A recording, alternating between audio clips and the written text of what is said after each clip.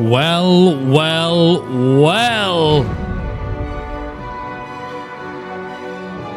I think it's time to turn down the music. Hello, everybody, and welcome all to yet another ModCon. Yes, we're back for another year running. The humble hosts of ModCon have deemed me worthy enough for your eyeballs and to bring you some awesome content. First things first, though, before we get started properly, all that fun, we got so many things to talk about today. First of which being, I've had a nightmare today with my streaming setup. Can everybody hear okay? I just want some conversations in chat. Let me know you can hear me. Let me know everything's going good. One of the things as well, if you hear a little in the background, it is like we like to say in the UK, bloody hot. So I've got an AC on, and so there's a little bit of in the background. Otherwise, I would be dying. So much so I've even got an ice pack on my back. Like there is an ice pack on my spine physically because it just got so hot in here.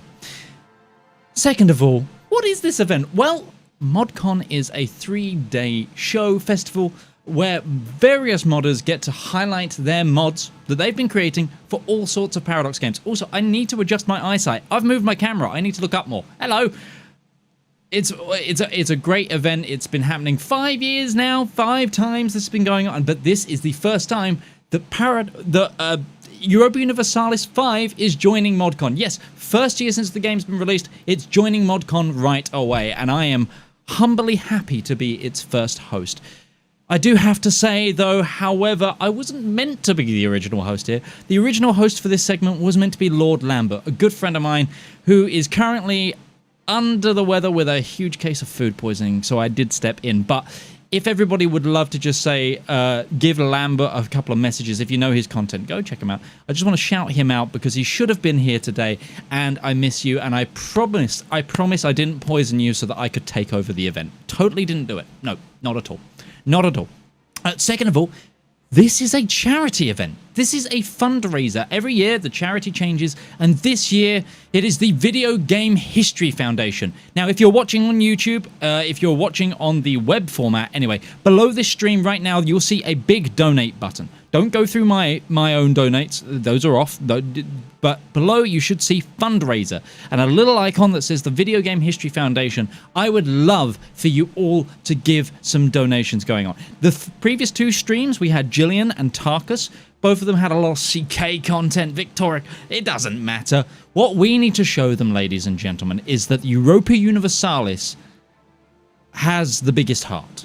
So get down there and get donating. Let me tell you a bit about the charity while you do that. Even though games are quite a new art form, many of them have already been lost. The Video Game History Foundation aims to keep video games from disappearing, keep them alive. The foundation collects and preserves old video games, magazines, and other media related to video games. So it's not just video games, it's media surrounding them too. Do you remember those old PC Gamer editions from the early 2000s with the interviews of developers long forgotten? Yeah, all of that gets collected by this charity, and it's a non-profit organization. As a non-profit organization, the Video Game History Foundation uses donations to finance research libraries, source code preservation, public education related to video games, a media asset archive, collections, restoration, and advocacy. The physical library features art, books, magazine, both in English and foreign language, dating back to the late 70s. Way before I existed, but maybe not everybody.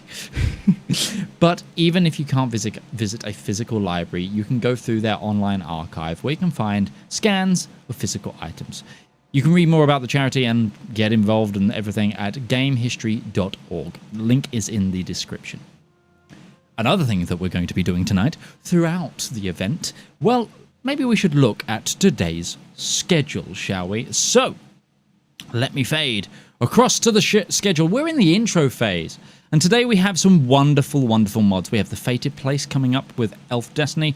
We've got some really familiar names. If you're familiar with CK2, CK3, CK2, we're seeing some expansions into a new genre over here. We've got some returning classics like EU5 Minesweeper, Faster Universalis, and all sorts of good stuff. We're ending tonight with MEIOU and Taxes, and we've got 2 live interviews as well. So do stick around for that. And guess what as well?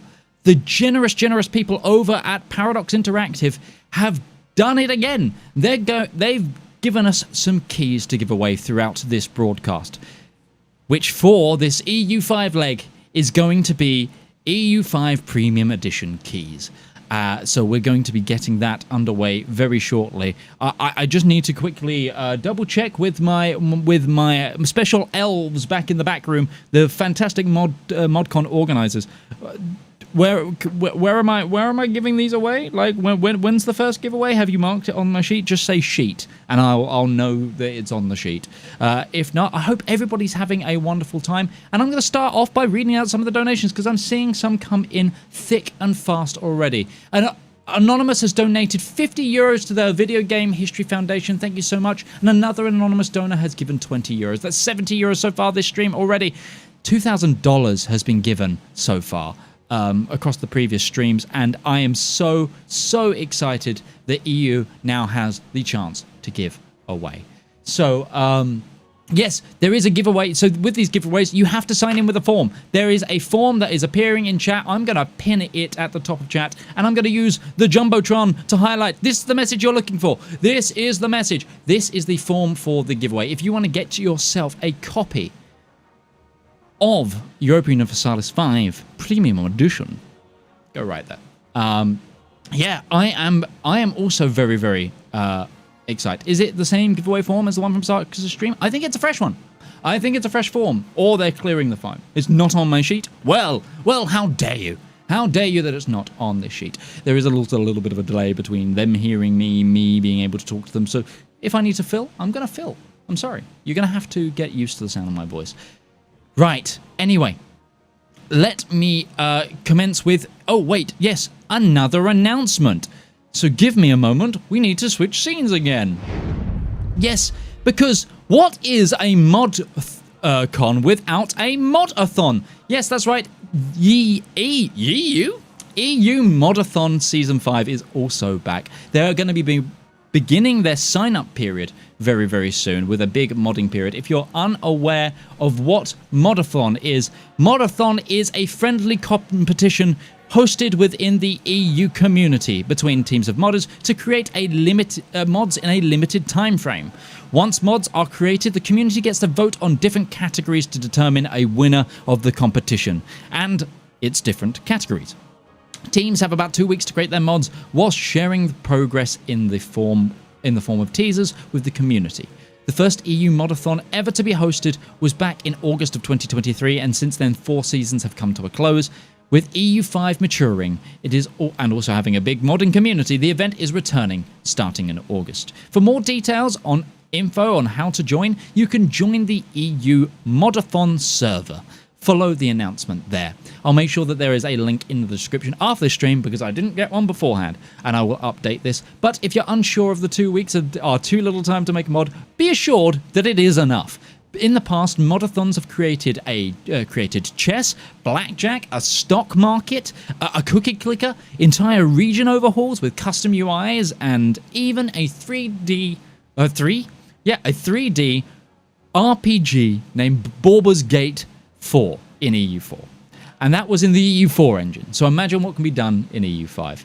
So we're looking forward to seeing what crazy ideas you guys have to come up with, and we'll see you at that Season 5.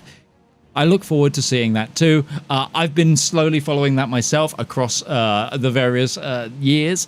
And yeah, I'm very excited to see what the next Modathon. But this is ModCon. We're going to go back to ModCon. This is ModCon. And without further ado, I think... Well, do you know what? With faith, steel, and gunpowder, can you try to restore the Empire in the grim world of Warhammer fantasy? Let us find out, shall we?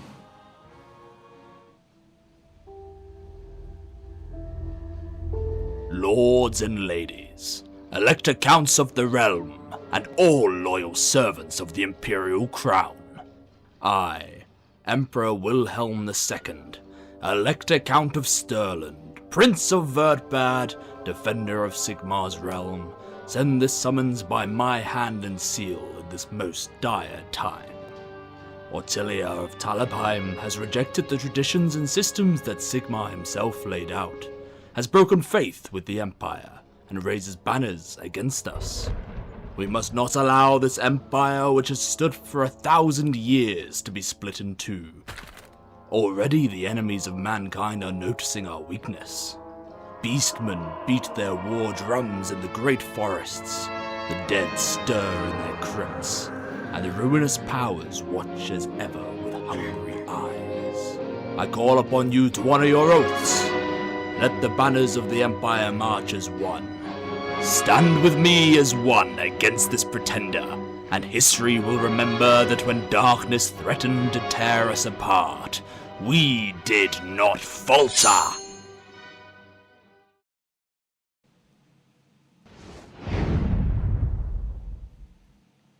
The Fated Place is an unofficial Warhammer Fantasy mod for EU5, set at the dawn of the Age of Two Emperors.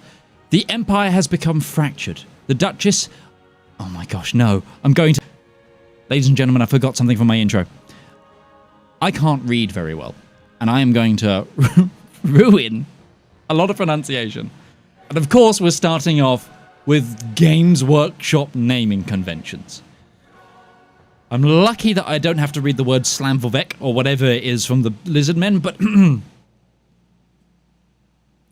the Duchess of Talabekland, Ortilia, has declared herself Empress, and with the support of the cult of Ulrich, has banned Sigmarism as a heresy throughout the realm. Though it may be set a long way from the days of Karl Franz or Gotrek and Felix, that you may know and love, this time period is rich with possibility to lay your mark on the old world and beyond. Development is focused on the old world and currently more specifically the Empire, now with aspirations to eventually spread beyond. So that's our first mod today. That is Warhammer The Fated Place. You'll be able to, I believe, check that out. And there will be links in chat. There's going to be a wonderful mod team. There is a wonderful mod team here from ModCon who are going to be sharing the files as to get it, if there are any files, any links. Just pay attention to chat. And yeah, I mean, hey, it's Warhammer. It's very, very exciting. Now we're getting ready for another mod. Let's move on. We got a show to run. We're already 15 minutes in. Got a bit of a show to run. So let's catch up. This is a mod I'm actually familiar with, but not in EU5. That's right, Elf Destiny, CK3's premier Elven mod. Yeah, fair enough. I'll give them that. Has now come to EU5, where you can become an Elf Lord, discover ancient secrets, and restore the greatness of Elven peoples of Earth once more. Should we check out their trailer? I think.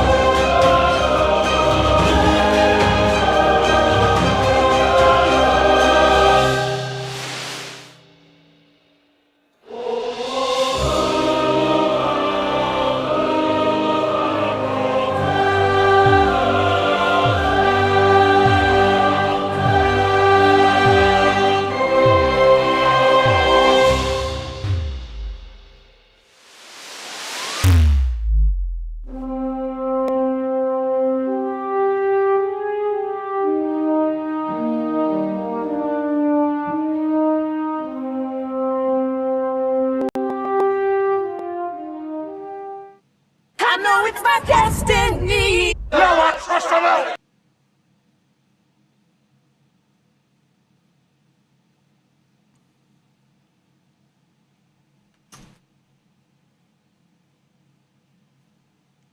Elf Destiny. I'm about to go into the spiel about their wonderful mod. But I think I just got hit in the face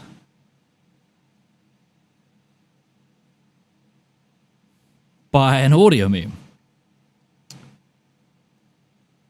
And I know it didn't flag in any of my copyright checks. But did you have to put a piece of music from probably one of the most legally litigious companies in the world in the background of that track? Oh no. Anyway.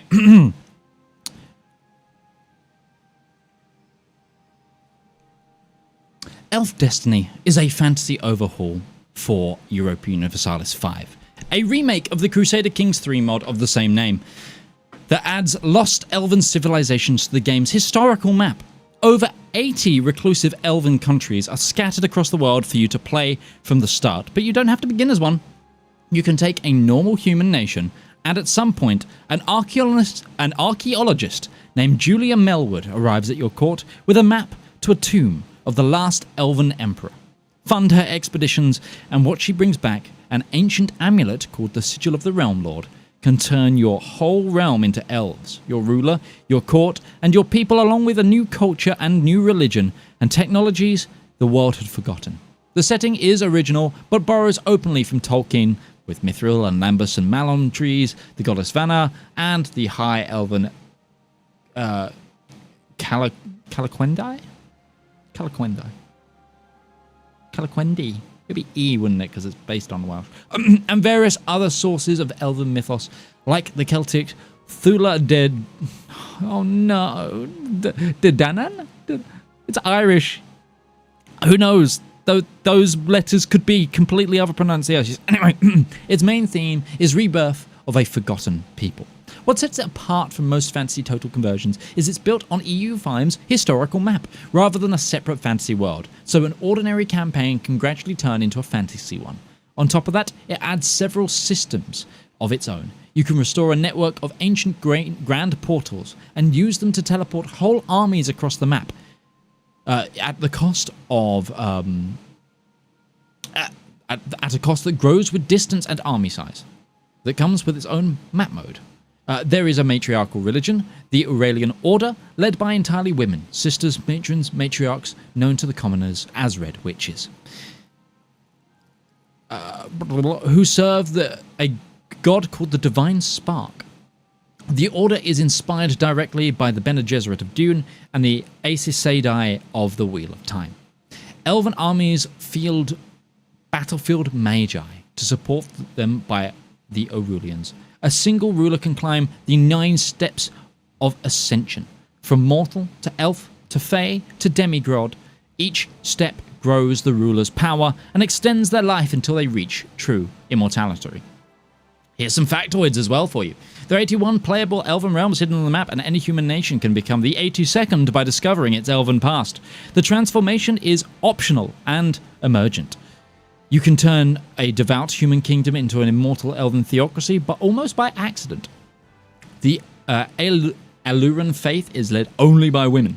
And we've already had that in the discussion. And the mod's elves don't just live long. At the highest tiers of Ascension, they stop aging entirely, become genuinely immortal, able to outlast their neighbors' dynasties. We've said about the map mode, and we've said about Tolkien, but yes, that's Elf Destiny, and if you want to see what the CK one is like, I covered it in last year's ModCon, and also I made a video on it. So, plug, pluggy, plug. Self-plug. And that's what I get for being, I get to self-plug, especially when they try to send the Pokemon Corporation after me. Anyway, let me just double check the wonderful chat logs. I want to see if any good old donations have come in that I have missed. They have not. Oh no, they have Elf Destiny. Okay, you're forgiven. You're forgiven for sending Pokemon after me because you have donated $69 to the Video Game History Foundation, Inc. Yes, please remember that this is a charity stream, and if you want to help out a wonderful charity that is preserving the legacy of video games like the Paradox games that we're seeing, like in future, that they will too be at risk probably at some point. Let your wallets do your talking and help a wonderful cause. There's a big donate button below the stream. Go check it out. And if you're watching after, I believe if you're watching this video as a VOD, there will still be a donate link. It will just remain with this video. So if you're watching like in post, if you missed the live broadcast but you want to donate, it's fine. It's fine. Just make sure that the EU stream is the one that, if the EU stream sent you, mention it. Mention that you're a Europa Universalis fan and you heard about it through ModCon. Anyway.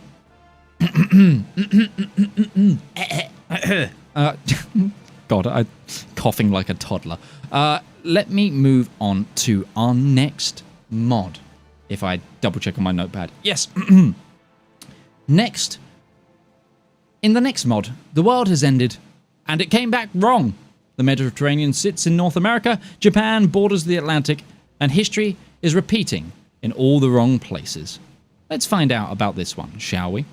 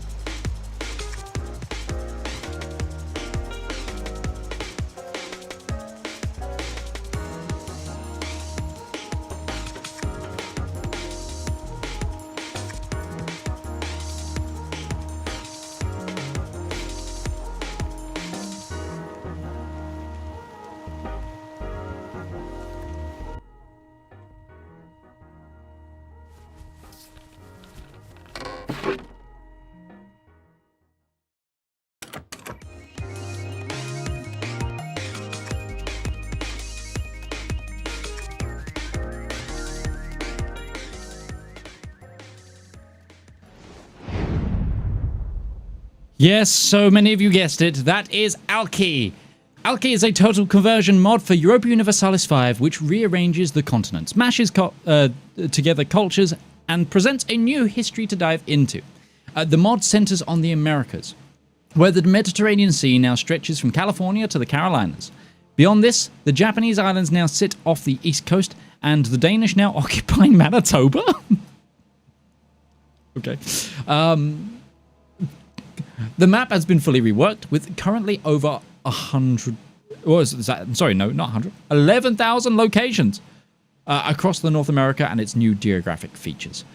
Centuries of intermingling amongst the displaced peoples has led to previously unrecognizable cultures and religions to become wholly unique.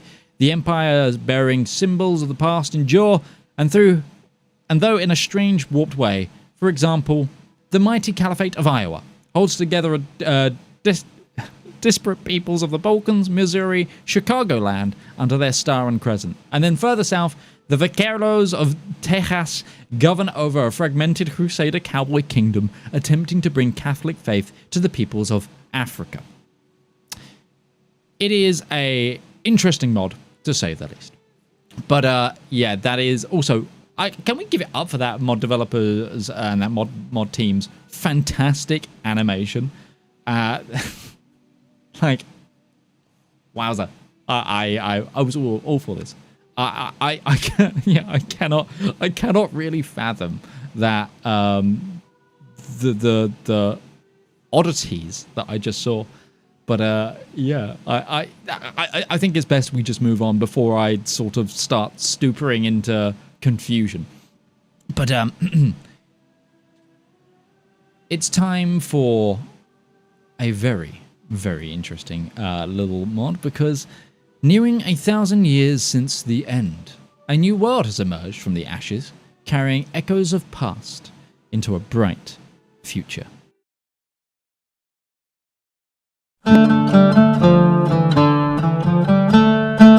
It has been 1,000 years.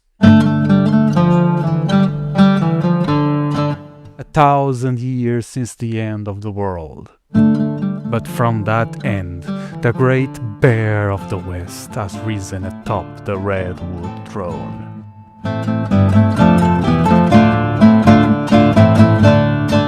Once a land of petty warlords, now California stands as a golden garden. A mighty bureaucracy held by technocratic values. We truly have created a civilization to rival those from before the fall.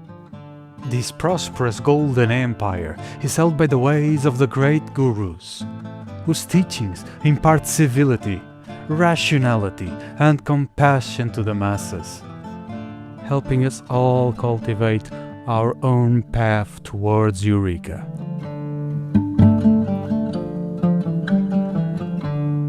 A pursuit we share with our northern cousins, the laudable Cascadians.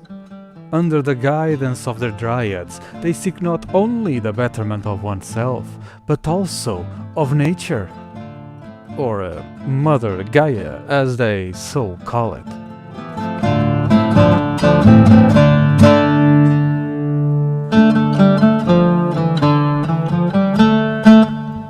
This is something we wish to pass on to our Haida compatriots as well, now that their burgeoning realm starts to enter the world stage, lest they seek to remain unenlightened. For my friends, just look at our most eccentric of neighbors to the east. They too have learned to adapt to the teachings in their most rad and peculiar of ways. But as we all share this bounty, we must safeguard ourselves from this ever-changing world. For beyond the Rockies, war ravages old America. In the Great Plains, nomadic cowboys follow their iron chief as he storms ever eastwards. The so-called prophet that once united most of the tribes of the Great Lakes lies dead and buried, with their successors scavenging the remains. And snake worshippers gather under their horned king, ready to strike at the shattered Commonwealth of Colombia. Not only that, but our ancient rivals to the south have reforged their Mexican empire under a gnarly trifecta of so-called progress, saints and Teotl. And southern still lies the undaunted Colossus, the land of order and progress, Brazil. No more prosperous land is there in the world. A land overflowing with gold, coffee, and silk. Their only challenge, the sun-worshipping Gaucho kings, riding free amongst their montoneras at the edge of the world. But now, with the coming of our most esteemed guests from the Hawaiian Isles, the world itself has expanded.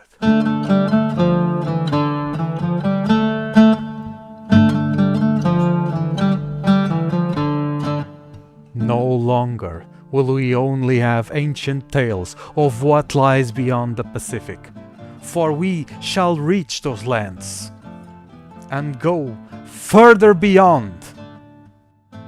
For during the Pax Americana of yore, global trade united the entire world under an age of prosperity and advancement. But while America may have long fallen, it is now up to us, her children, to unite the world once again. And we shall rise to the occasion. We shall sail west and renew this world after the end.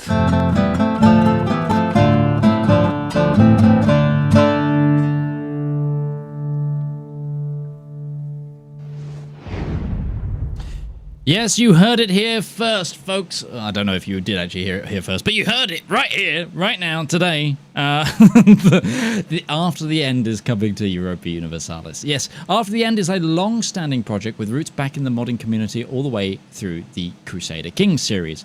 It began with a simple premise: the castles in America in a post-apocalypse, where today's American landscape is mirrored in a medieval reflection.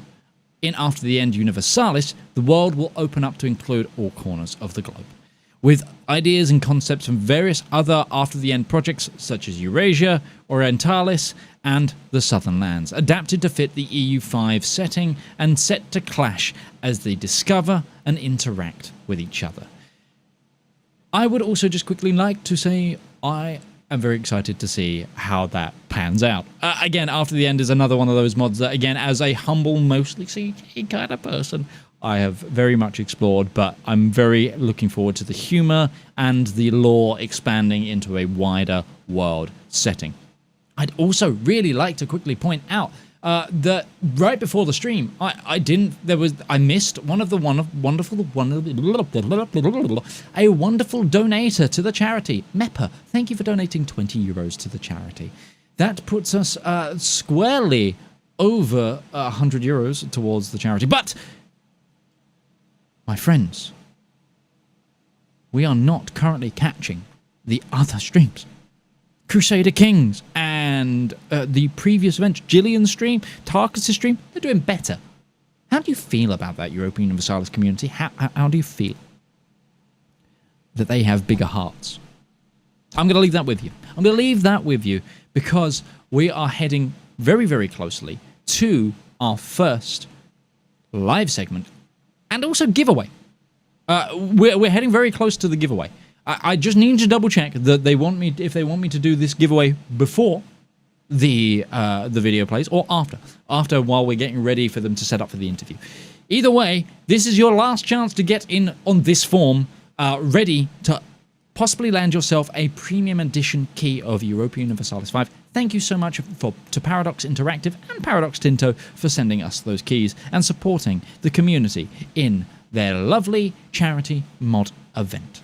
And yeah, I'm just going to quickly wait for that. How is everybody doing?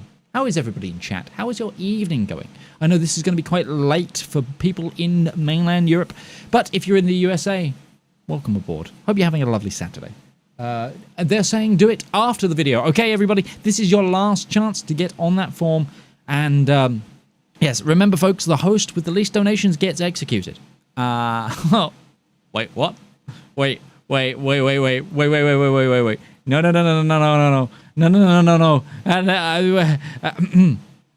Anyway, let's move swiftly on to the next mod.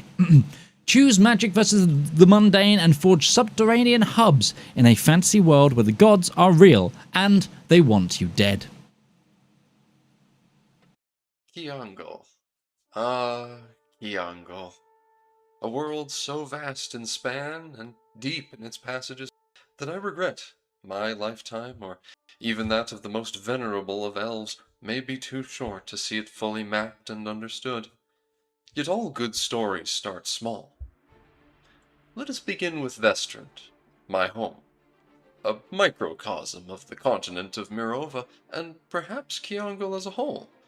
Home to rustic elves, isolated dwarven cities, industrious litherati, or stone men, as some would demean them, as well as being a focal point for grand migrations across millennia.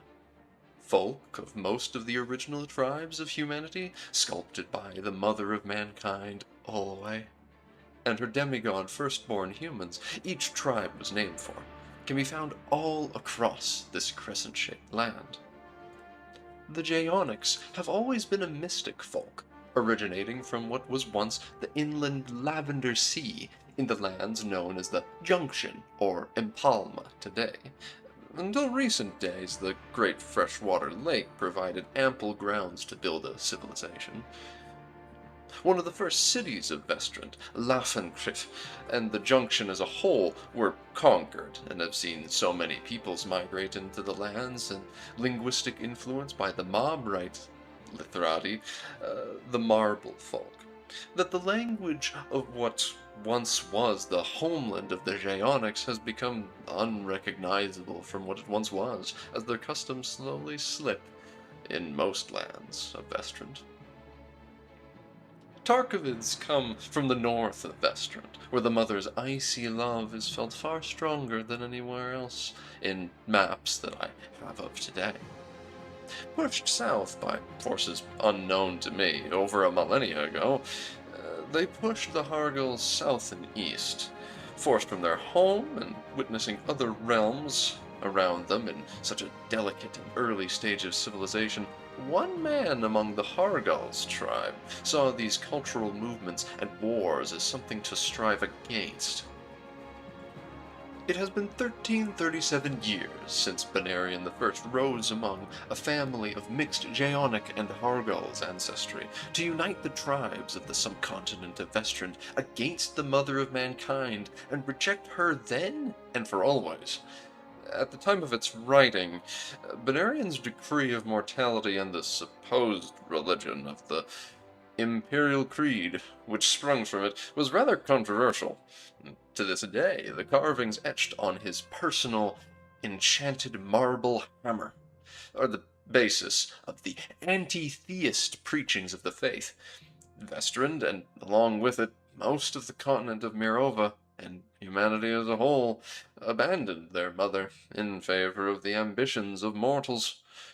I will not say that the ideals they pushed, for mortals to aim towards a better future, towards innovation and personal growth, was without merit. The ideals of paragonhood especially appealed to me. That notion that mortals may choose an ancestor or historic figure that is worthy of emulation truly appeals to me. Many, and perhaps even most gods, are cruel, and if the rumors are to be believed, believers have done some terrible things in the mother's name as much as any other. Yet this thankless abandonment of the mother of mankind was chosen rashly, for Vestrand was not always shaped as a shattered crescent. It has been 1 year since Olwe, the mother of mankind, shattered the dream of Benarion, along with the lands of Vestrand, with a ritual she had prepared over countless years of brooding in the far north. Betrayed and isolated, tales from the far north speak of a renewed host of invaders from the north, in emulation of the Tarkovid invasions of old, venturing to escape the rising cold winds of the mother at the back of an army led by the only firstborn of Olwe to remain known to the world. If these rumors are true, then Tarkov himself, the progenitor of all Tarkovid folk, marches south, seeking vengeance for his mother. We may only speculate on when the passes may be clear enough for his entry into our lands to take place and his conquests to truly begin. Only recently have the tremors that slowly crumbled much of the subcontinent subsided, and even in my distant home, we feel the consequences. Across Vestrand, refugees from what was once the heartland of Benarian's empire and the Benaric people scatter in search of safety. As the empire of the same name shattered along with the lands, old orders have been shaken, as these populations threaten to disturb the authority of the established realms. Realms such as the Concord of Vestrand, of which some of my relatives wish to become a honorary member, have united under common cause. A Benaric man, the former governor of the city of Tuport under the now fallen empire, has gathered together a coalition of the willing, so to speak. Proclaimed as the Lord Protector of Vestrand, Holduin Altwald traveled the surviving lands of the Empire loyal to their imperial creed, along with his Mabrite diplomats, and some claim spies, using whatever techniques were required, from flattery, bribery, rationality, or more than likely extortion.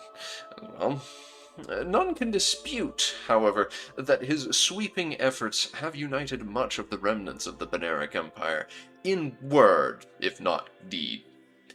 And who is to say this concord of pen and papers will even remain theoretical after Holduin's passing, if he does not act soon? In the northern ruins of the High Kingdom of Vidria, a realm subordinate to the Benaric Empire, in ways quite unlike my own homeland, I assure you. We were equal partners with the Benarics. Everyone should acknowledge this fact. What remained of their capital was cooed by a fierce warrior known as Radomir, claiming to bear the lineage of an ancestral hero of mythical power among the Tarkovids, and he seized the city, proclaiming the Svitloradina of Shaivalu. Not certain what it means. I think it's some sort of radiant realm of the kin. I don't quite know. But it's a theocratic monarchy where the religious orders practicing a cruel iconoclastic heresy of that imperial creed, known as the Crimson Creed, gather up heathenist tribesmen from neighboring realms and force them to recant their gods and the spirits in favor of service to the Crimson Eclipse of the unknown Paragon. A rather grim ideal. I honestly don't know much of what it means, and I'd prefer to know as little as possible. To the south, the lands called the Junction of the Empalmese people was once an inland sea. There the dye traders of Laventia and the former city of Lafencryff ruled as de facto overlords of the region, as the sole legal port on the sea, stifling the growth of other cities in favor of themselves. Though now, the Lavender Sea, being a saltwater bay connected to the sea at large, crops falter. Sources of their precious dyes are drying up, and without the protection of their former overlords, the city's subjects have drifted away. Now a cruel man of ambition and a taste for nostalgia has taken over the newly independent republic, causing corruption, negligence, and treachery to grow in this nascent realm. Perhaps the bloated merchant republic will rein in its territories and spread its dominion over the trade to all of Khiangaol. Or maybe there's a deeper, more purposeful, and hostile reason for the corruption within its administration that will take more than a simple parliament meeting to resolve. Some claim that the Mabrites, whose homeland was largely conquered in the past by folk from Laventia, seek to tear down this nation before their expansionist gaze threatens the concord and imperial creed the Mabrites have worked so hard to maintain. Perhaps, as some turn away from the creeds, they can understand some of the pain that Olwe felt at the betrayal of mankind. If not for the fact that the Mabrites are known for possessing far less emotional ranges than most other races, a rather stoic folk, it's hard to see for sure what they're thinking at times. Perhaps that's where the expression of being stone-faced came from, though I wouldn't know. I'm not certain if they even truly feel a hatred or an urge for revenge for the loss of their home. Some claim it is all purely mathematical, and that the loss to them was purely a lack of efficiency, one to be corrected in time. The island of Prax, until recently the islands of the same name, was the recruitment grounds for fierce Gionic tribal auxiliaries in the Beneric Empire since its founding. The people of this land were instrumental in its earliest conquests. To this day, the land has been left mostly untouched by the advancement of society in its mountainous and forested reaches, to my understanding. Rustic folk who abandoned the mother in favor of the spirits of nature, which I can't entirely fault them for under the circumstances. Now, however, its tribes are conflicted on what their future should be. To their western shores, the Vinmarish folk long ago adopted the Lithphonic tongue of the Shakar, and disgraced their people with practicing the Imperial Creed, abandoning the green copper oath of Glas Kuvarn and their ancestors. They seek to unite the island and bring it into their new ways, abandoning the green spirits in total. Perhaps in this way I can relate to them, at least. To the east, the last surviving member of the Beneric royal line, Aeolus, was a ship when Vestrin's shattering began, enabling her to meet with the remaining Imperial fleet and make landfall at Prax, once the lands had subsided once more. Here she has taken root and seeks to restart her progenitor's empire, staking a name for herself as the woman who spat in the face of the god who created and sought to unmake her family. Or so the reports state. Rumor has it, and I'm inclined to believe, though I am biased, I will admit, Aeolus was never an honorable, heroic personality that she claims now. And after all, has anyone even dared to ask her in her presence why, when the imperial capital sank, along with her family, the sacred hammer of Benarion did not sink along with them and the emperor at the time? It is instead in her hands, far afield, in a foreign land. With any luck, she and her so-called Beneric exiles will break upon the rocks of Prax. The Beneric Empire and its royal line had its chance. It's time for something new to take its place. These tidings are grave news for the King of the Rock, Bradar Gorhal, an ingenious chief turned king, and a man that I can truly look up to. Bradar united the Penmarish folk of the central Prax plains and made his seat of power atop the mountain of Balain Verkolb, securing its silver and copper stores for himself, and his loyal nobles paid homage to him for his wealth and power. He may have invented feudalism in a decade's time, yet he must march to unite the folk of Prax before his neighbors threaten to end the freedom of the Prax people forever and shatter the sacred statues of the green spirits. Finally, to the western mountains lie the so-called perfect empire in the Dwarven tongue, if I understand it correctly. The only reports I have of the current goings-on there amidst the chaos of the current global order come to me from a rather biased lips of the exiled Dwarven Emperor, Eldberk, on his way through my home to flee southwards in search of a fortress more favorable to his cause. King, ruler, patriarch? Whatever title they go by in those strange caverns filled with fungal forests harvested for food and great root grottos cut for lumber. Hardly seems like a perfect empire to me, when outside of their capital, with its supposed great shafts of light from the surface, I'll believe it when I see it, you can't grow any flowers down there as I understand it.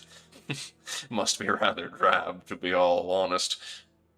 My home, the Vale of Florin, may be surrounded on all sides by mountains inhabited by dwarves in quantities yet unknown to me.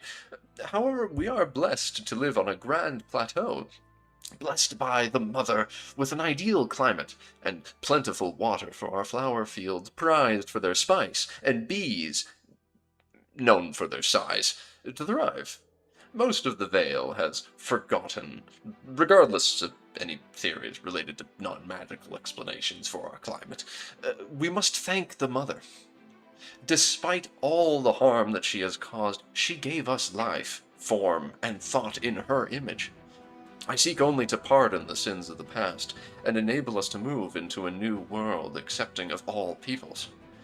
If his letters are to be believed, Waterbridge, an old friend of mine, has long last discovered a passageway into the long-lost realm of Aureus and the Gilded Plains therein. When he returns, I can only hope that the discoveries he brings from that most venerable of empires, the homeland of the Lethradi rock folk, will bring an age of spring to drown out the closed-mindedness of the past, and find ways to bring people together at last as kin. Greetings and welcome. I am Joffrey, and today I'll be showcasing a look at the current state and conceptualization of the magic mundane system of Khiangaol. One of the foundational features of Khiangaol's concept for the economy, gameplay loop, and the warfare as well. The magic mundane system is a choice between two societal values as well as many other things such as the technologies and laws units that either are or will be associated with them. Magic is the emphasis on a centralized, or perhaps crown-centered and upper-class-centered rule where most people don't read, as magical texts falling into the hands of commoners would be disastrous for the social order, of course. Therefore, writings become more and more archaic and complex, that it becomes purposefully tedious for commoners to understand them. This also means that research suffers as well. With a higher rural control, the emphasis is, as well as the greater cost to found cities and megalopolises and such things, you are not meant to urbanize as easily or quickly or as often as a magical realm. Long term, we will be giving them unique rural buildings as well as some urban ones, but the emphasis being on keeping rural locations around so that you can make better use of them than a mundane realm would be able to.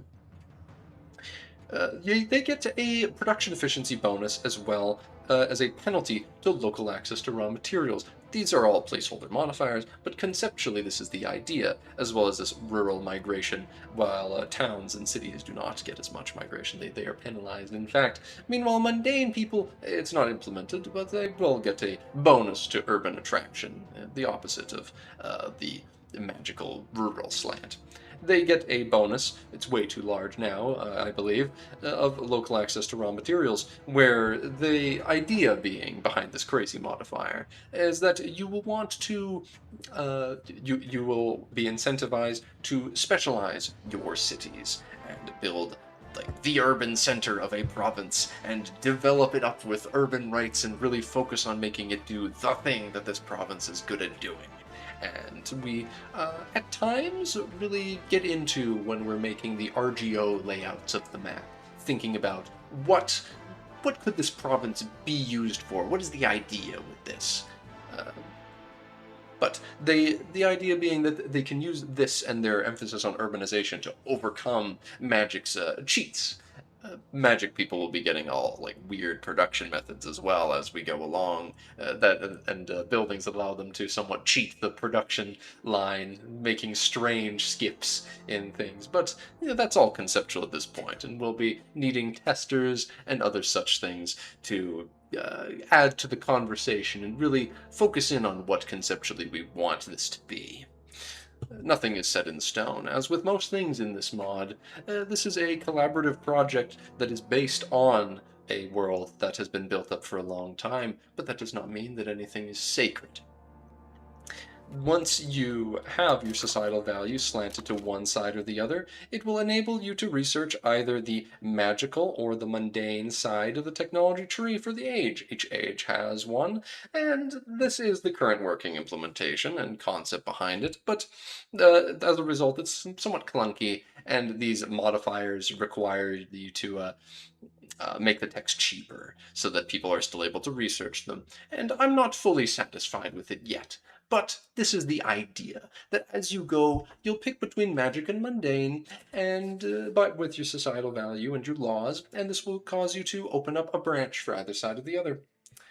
Each of these laws, each of these technologies is also tied to a law with the same bonus, which is part of why I'm not truly satisfied with this yet, and we need to innovate on this more. Because each of these techs every age unlocks the newest for that age version of the Rolls of Magic laws that are available in the Laws tab under Magical and Mundane Laws, with the lovely icon that my girlfriend drew for me in this project as our main icon. Is so beautiful. So, the role of magic in agriculture, administration, and the military. You will pick one of these as your current, what is the focus? As it says, every mortal realm must find one way or another to answer the question of how to obtain enough food for their people. You simply are choosing which one is your priority. You research the technologies that give you a small bonus, and that's conceptually showing that you're still getting the innovations of all the different kinds of mundane or magical ways of enhancing your agriculture or your military. But you pick one that's your current focus, and you will get a stronger bonus, as well as a penalty associated with it. That's the idea. But there's a lot of work that yet needs to be done to make this feel truly fleshed out the way that we would like it to be. But for now, it's enough to see and test out. So you pick one of these: disease resistant, irrigation ditches, administration. Let's pick a Nabishta here we're playing, because this is, we'll pick the uniform forms for better base parliament support. The estate power from cabinet position is not very good in the case of a republic, so I may not choose that, because in a monarchy, at least, I'd be able to put crown members there, but it's a little dicey here. I'm not very good at playing republic, personally. Then we will pick for mundane the... honestly, I think... No, we'll pick the militia drills, because this gives... it's both mundane and it gives discipline, though it likely won't implement fast enough to be relevant. We're going to find some place defensible that we can get them to attack us on, hopefully, because they're all uniting up together, which is a problem. Well, that... Okay, now I understand why people have been telling me that Nabishta is so hard to play. We will be wrapping this up soon after that tragic stack wipe. Now, after losing... Let's just go observe Scry, because while we're here, the Crestfo of Scry, which is the old monarchy of the area of Zalicia, following the oaths of hearth and home, they are able to then form Zalicia. And they then become the Dom Reina of Zalicia, which, for some reason, this guy is Lesser Polish Samoyedic Shamanist, which is some weird... He must be a preset character we accidentally left in. I'll have to resolve that after this. But then Zalicia will be united under one side or the other, and I do believe, as of now, they have a bunch of cores on neighboring stuff that's within the Zalicia culture group. So, once they solve their civil war, the idea is that they will, they'll have over 1 million people.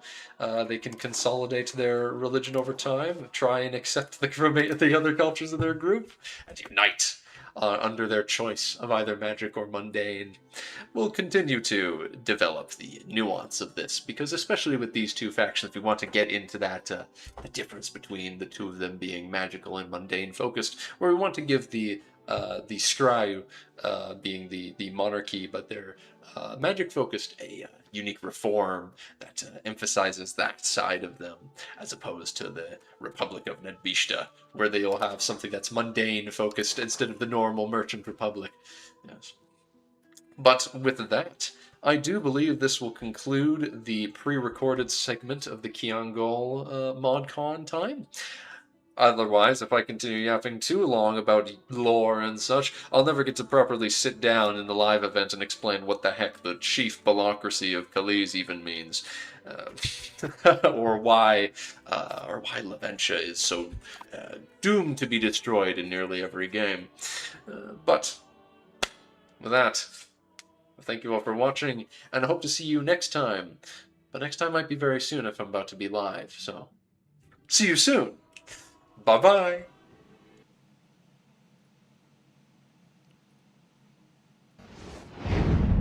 I misclicked my own buttons. I misclicked my own buttons. There was a black screen. Damn it. Hello, everybody. Welcome back. Yes, that was the wonderful Khiangaol mod. A total conversion fantasy mod centered around the conflict between realms who embrace magic or reject it in pursuit of innovation. Research and choose your magical or mundane paths as a magical realm, picking from options such as divining futures in combat to emboldening the troops at the cost of making it more challenging to convince them to withdraw, or augmenting your levies with large quantities of conjured auxiliaries.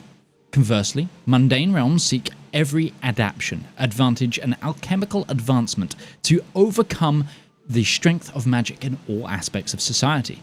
While magical economies cheat with old production methods and making rural locations more valuable, mundane realms seek to eke out every scrap of efficiency through local strong access to resource modifiers and urbanizing beyond what any magical realm could envision. Most religions have a stance on magic versus mundane philosophy and will push towards one or the other as a result. A world where the existence of the divine is unquestioned, rather their presence has been felt globally and will continue to become more awake as active as the ages progress. Most do not wish to be found, but some actively wish for the downfall of mortals. Both types will be discoverable in their hidden places and interacted with for good or ill. The subterrain of Khiangaol consists of distinctive set of topography, vegetation, and climates, using location ranks for upgrades with many tiers, and any cavern could be one day a glorious delving into Do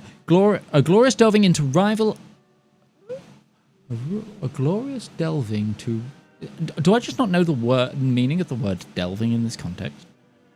Or has it... I'm going to blame the mod developers. To rival any of the great realms of today. The value of a maximum ranked subterranean is beyond what any megalopolis could achieve, and yet they come with unique drawbacks. In time, this system will be accompanied with a suite of unique RGOs and buildings, as well as replacements for the land versus naval society. The main continent, named Mehova, is unlike Earth, in that no one region has an absolute population or technological imbalance, moving away from the unbalanced tropes of the Indian and Chinese analogues who tilt the balance of the game too strongly due to EU5 not being balanced around such large population. Scrap. Balanced for both single and multiplayer, as well as the enjoyment of players comes before lore 9 out of 10 times for them. For few things are sacred and unchangeable. Few things are sacred and unchangeable. Regions have been changed, tags been buffed or nerfed, religions and cultures added and removed for this goal. We are creating a solid sandbox foundation that can be expanded and built off EU5 as EU5 develops and their team continues to expand. And we will be talking to some of that team in just a moment. However, we do need to give away, and it's also not just one giveaway. We are moving to the Wheel of Names to give away not 1, not 2, but 3 copies of EU5 Premium Edition. So let us quickly go to the wonderful ModCon Wheel of Names. I don't know if this is going to play sound when it comes to it, but we're going to spin for the first winner, and the wonderful ModCon team will probably get in contact with you. Let's see who it's going to be. JJ Goas, well done. You have won a prize. Let's remove them and roll again. as we go for another premium key wheel of names. These are people who have submitted on the list, and that is Captain Claw. Well done, congratulations, you have earned yourself as a prize. And then finally, we have, drum roll please,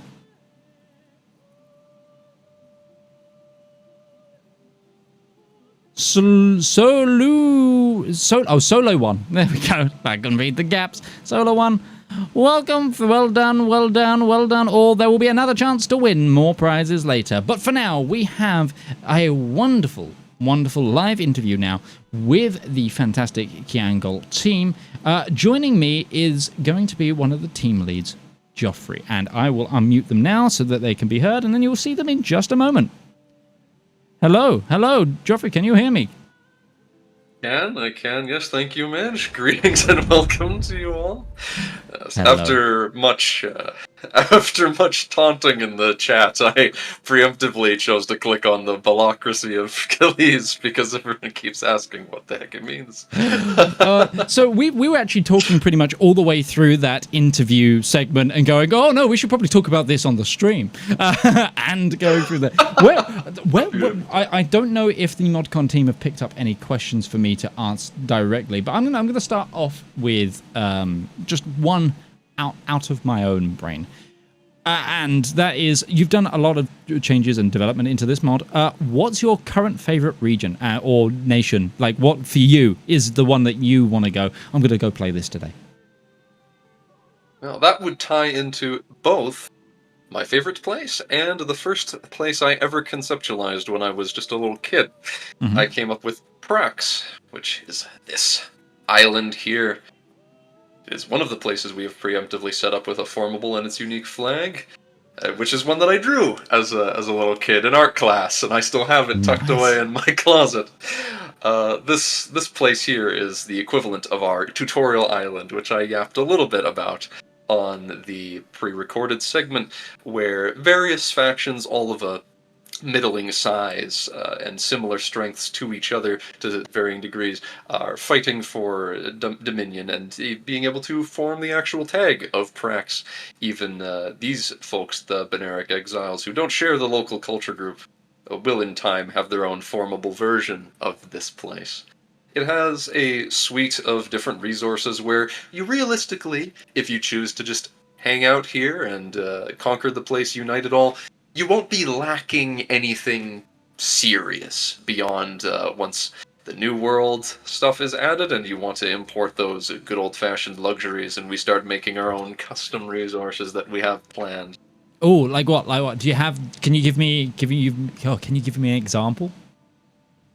One thing that we were talking about that actually came up pretty recently was for this southern region, which we have done everything except didn't quite have enough time to get tags in for this region to showcase, where there is a set of plateaus down here, which conceptually is one of the most interesting places from a visual standpoint once we actually get the height map here, I feel, due to the fact that it is full of these large plateaus. We really wanted to make use of all the different topographies and vegetations the game has use of. So we have these large plateaus that are more grassy, surrounded by jungles and rivers. And in the jungle, there's going to be a special kind of sap that is both delicious and very useful for things. So that's going to be something where people are importing it already, and you may well want to conquer it to get your own supply of it yourself. I've been delightfully informed by the wonderful elves that run ModCon that I'm just free to ask questions from chat. So chat, this is your time. Speak up, and I will select as we go, and I'll pop your questions up on screen. However, I would like them to be related to the mod rather than anything about anything else, basically. If we can ask Khiangaol any direct questions, that would be great. For the meantime, I'm going to continue on because this genre of total conversion is something I'm personally quite passionate about, and I like all things fantasy. This is my channel at first is mostly a fantasy gaming channel, and so this kind of thing, I'm like, yes, this is really cool. And you said there's been some particular challenges of late where you, like we were talking before the stream about like technical difficulties in terms of trying to get certain fantasy tropes or traits to kind of blend in with EU5. What would you say is the biggest challenge with implementing an expansive fantasy world into an engine such as EU5? And what's the easiest thing? I'll go for challenging, go for the easiest thing. And then we'll move on to a chat question, because we have had one pop up as well. Well, the first, I suppose, is a question I keep getting asked, so I may as well address it. No, in fact, the team lead does not have hair. Thank you all for asking. The hat shall be removed. Alright. Now, whereas what's difficult, the difficult things amount to making custom races, as we have been trying to implement a couple of our races, which we attempt to have very distinct from the very typical Dungeons & Dragons expectations of races, beyond dwarves and elves, because everyone needs those. Yeah. But we have these, we have the rock people I mentioned in the video, the Litherati is what they refer to, because they're rock people. Well, when adding these races, one of the problems that we've had is actually making them live the right amount of years, but the one that's really sticking is like fertility, where characters will live a certain amount of time, but unlike CK3, which is what I was working on before this, it's been really hard to, without those core systems of increased years of fertility by modifiers, to truly set it so that these people will actually be able to have kids into the game. So these people will live for hundreds of years, but they just can't have kids after they're 40. This is the hard cutoff date in game. As well, difficulty-wise, when it comes to adding new location ranks, because anytime you want to add a new location rank, such as a megalopolis or something we'll get into in a bit, you need to adjust every single building in the game to make it allowed to work in that location. You need to compatch every single building or make unique ones. So that's why when it comes to the underground stuff, which we won't, this will be in a second, we've had trouble getting started because it's a daunting task. What's easy, though, is making the new cultures and the location RGOs, just adding resources to the map and such. Those are the sorts of things when I onboard new people to the team, we always suggest, we help teach people how to get started, what programs and extensions you should look into trying out when you're getting into modding, and then we show them how to adjust the resources of a location and say, all right, have at it. This is a province, adjust the number of people there, adjust the climate or something like that. The resource, those are very easy to set up. They just require a little bit of creativity on your part, deciding what you want to be the layout of the location. Oh, fair enough. How many people are on your team? We have, it varies a little bit based on who is able to be active at a given time. Today, the core people, I would say it's 4 people besides myself, give or take. Sometimes it's a little more, sometimes it's a little less. There would have been 2 other folks who would have been awake right now to do this with me. However, one of them is well, they're both busy with other stuff. Fair enough. And they enjoy. Turns out most people who join the team end up really liking listening to me yap, so they're just as happy to sit and listen to me yap about the project than to be here as well. Yeah, you mentioned that you started writing or thinking about this world when you were a kid. How long has that been going for? How long have you been working on the Khiangaol world? I've always been someone that likes the idea of people who love fantastical things having a forever world, quote unquote, where you start it. Whenever you start it, you just keep working on that and adjust it. Yep. This world has been started, renamed, adjusted, redrawn so many different times. I started when I was 7. I got my little brother, who was 4 years younger than me, involved in it too. And both he, friends that I have gained and lost over the years, have contributed, removed, adjusted, added their own thoughts to it, And one of the things that has been truly a joy about working on this project is finally, when it came to EU5's announcement, gathering a larger group of people than ever before to really sit down and think, what about this foundational premise can we take? What should we remove? And then how do we make it fit in line with EU5 and its direction that it is going? How do we take this and make it a truly fun and interesting system that builds off of the base game? Fair enough. Just to go over the Malo Diablo has been asking a few things like directly about sort of real world cultures or existence. It's like they've asked, for example, are there going to be any sort of like Crimean Goths like Theodoro kind of tags in game? And are there any Vikings in game? The Greek thing will be a short answer because what I will briefly say is because there's a lot of lore behind various things. Short answer, the Greeks are one of the several original human tribes that existed, each with their own demigod, or if you like Warhammer, the Primarch of them, and they mostly got destroyed a long time ago due to reasons. However, their influence and minorities of them scattered around the place, making various hybrid cultures where they have a culture group of someone else, but they've kept their language or vice versa. And the Gothic equivalent will be, yes, they'll be down in the south, where in the past they had spanned over a vast empire. So their small remnants will be flecked around once we get around to adding them. As for the Scandinavians, don't worry, Malo. I remember you, yes. And we have multiple Scandinavians on the team, I assure you.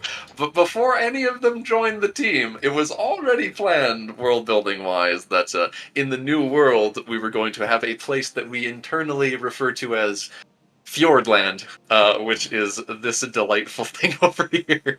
Fjordland, I love it. And there's a bit of a meme in chat. I don't know if you've noticed it, about with the foreshadowing. They're now saying fjord shadowing. So I feel like the patch where you put that in, it's got to be the fjord shadowing patch. I think it's been decided here on ModCon. Well. It is going to be included once our first major release that will include segments of the new world will include that. So it's not going to be, relatively speaking, all that long. Relatively speaking, no promises here. No, never promise I've been too anything. busy to make any. Never promise anything, and then have to keep delaying it. I'm not talking about a certain a Game of Thrones mod. Anyway. It's absolutely fine. So let's go. I did see another question that I want from chat that I don't remember where it was. It got picked up, and then I put it down and said, "Oh yes, I'll see. I'll talk about that in a moment." Well, okay, we'll start with this one. What country plays the most differently compared to the others currently? And I'll try and find the question I wanted to ask.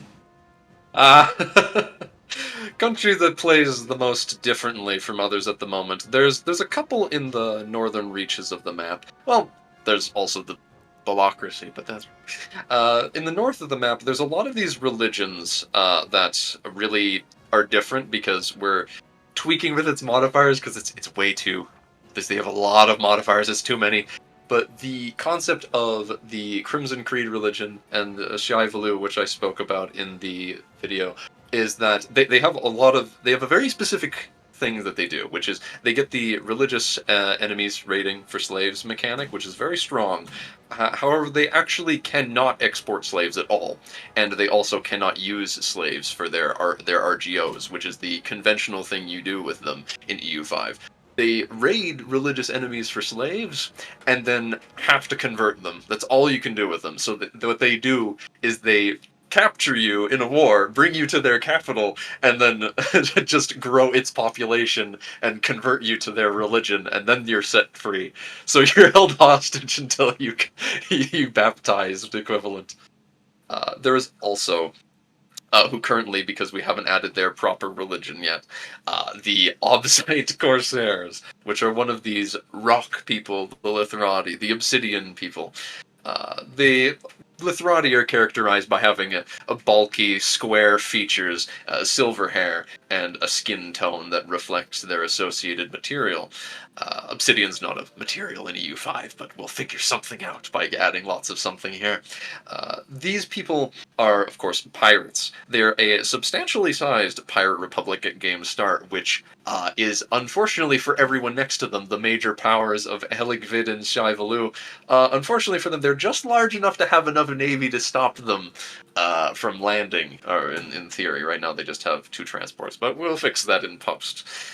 So they will be distinctive in the fact that they get to immediately start raiding everyone, as well as they will also do the slave raiding. So we intend to make this place somewhere where you realistically will want to play tall as them and just grab some islands and just steal your pops to try and build up your island very tall, where this area is, I don't think we've properly set up the climates yet.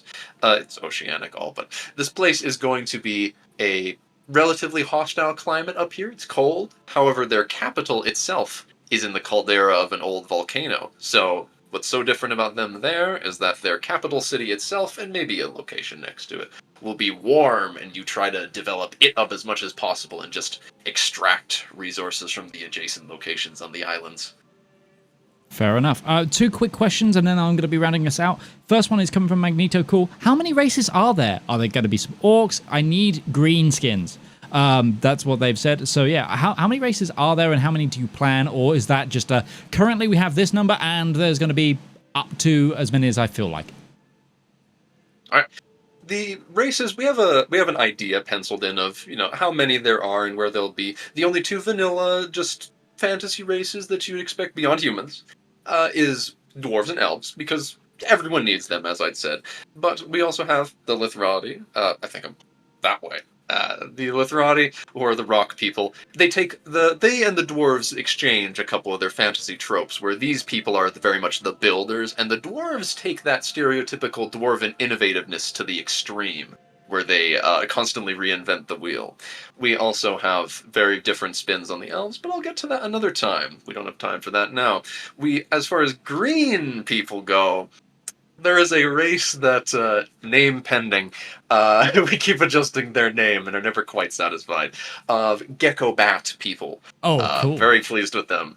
The Gecko Bats are a absolutely fearsome force underground, is their premise. They have echolocation. Gecko-location was the meme that spawned them. They are green, however, they don't see in colors. In fact, they in future time periods in this world, they will continue to, into the 1700s, dispute the existence of colors beyond grayscale, and their various tribes all have names such as the Silver Wings, the Ebon Claws, as they just use grayscale. They also have a very musical theme to them, and their tags, once they are added, will all have names such as, they'll be referred to as a troupe, a band, a procession, that sort of thing, as they love nothing more than to do sky dances and they sound sing. the only way I can describe it is this sounds like someone's 5th D&D character, where they're kind of like, I'm just here to cause the DM pain.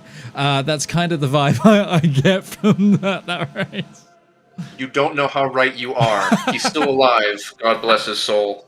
Oh, brilliant. And then a final question actually comes from one of our ModCon organizers, but where would you surmise would be the best place to live as a peasant in this world? The best place to live as a peasant would have been 2 years before game start in Laventia, the city which doesn't have its height map done yet. The city of Laventia is one of the most prosperous places in the setting. It's going to be one of the few places that's a megalopolis at game start. However, right now it is absolutely terrible, and I'll get into that another time as we don't have time now. Right now, it would probably be... No, I was going to say Tewport, but this place is also haggard due to recent events. The best place to live now would be in this Vale, where I haven't fixed the height map of this lake yet. The Vale of Florin, where the Florin people live, as this place is full of... It's a beautiful, uncharacteristic climate. It is isolated from most of the world by a valley, and they have all sorts of different foods, fruits, and such that they grow, and most of the world's concerns don't bother them, so they have a very different outlook on things, and their title flavor is all noble houses is their thing. They don't really fight many wars. There's lots of politicking that goes on there instead. But their peasants are all well taken care of and have lots of freedoms, relatively speaking. Awesome, awesome. Well, thank you so much for your time. Continue the hard work and the awesome work in creating Khiangaol. Please, if anybody wants to check out Khiangaol, where can they find it? Give it a little shout out, and then we will move on.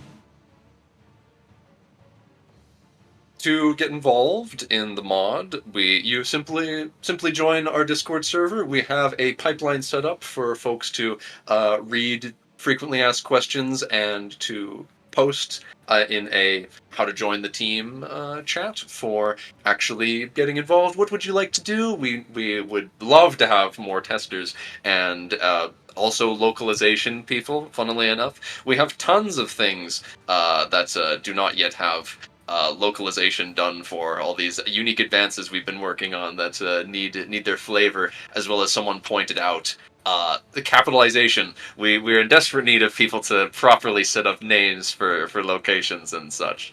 So hit us up. There's also all sorts of things. Even does not matter. I'll try to wrap this up. Does not matter how much experience you have in modding. I was new to modding once as well, and I've helped many folks get started, and I would be happy to make your acquaintance. Thank you for your time. Thank you so much as well. Have a good rest of your day, and I will see you soon. Bye-bye.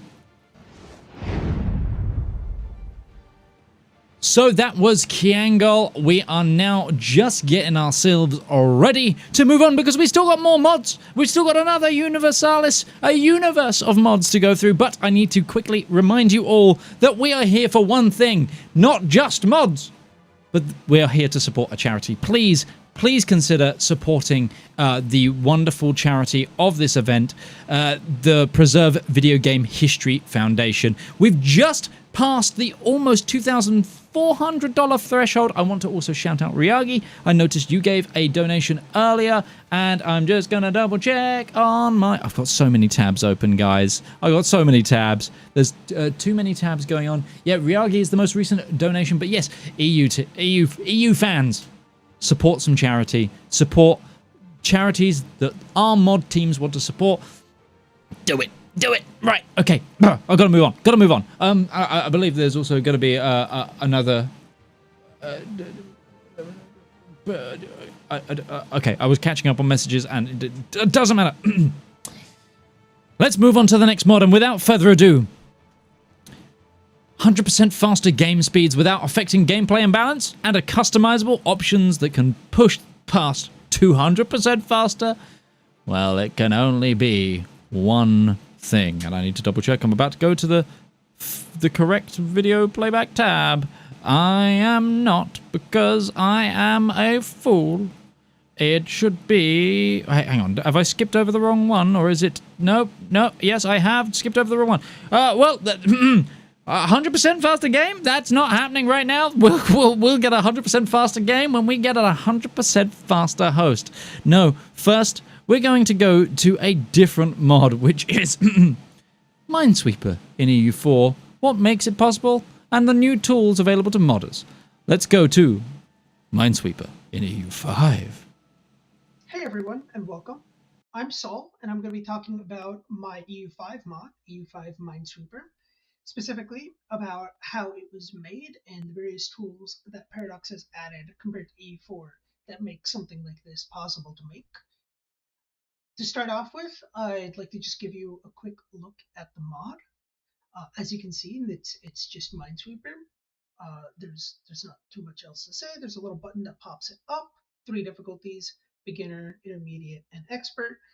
And, well, you can just play Minesweeper. It's got everything, including cording, flagging, obviously, and it will just detect if you lose if you just hit a mine, and you can keep playing on any of the difficulties. So I'm going to move on to the meat of this video, which is talking about how it's possible to make this mod and how I went about making it within EU5. And I'm going to divide this into 2 sections. I'm going to talk about the game logic, the code that I use to drive the gameplay of Minesweeper and how that's all possible to make, as well as the user interface and how it's possible to get all that visually displayed in a way that looks like Minesweeper that we're familiar with. So let's start with the game code. This is a very large piece of code that mainly uses two available, I would say, like mechanics, like coding tools that EU5 provides us, and these are scripted effects as well as variables. Scripted effects are quite similar to how they are in EU4. It's a little batch of EU4 code that you can write and reuse, kind of like functions. You can see in the snippet to the right that this scripted effect, MSLC for left click, uses several other scripted effects from within it. There is the start game scripted effect as well as the lose game scripted effect towards the bottom.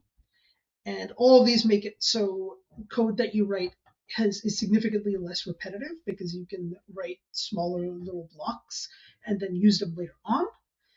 And the other tool that I used a ton is variables. Variables are absolutely important here.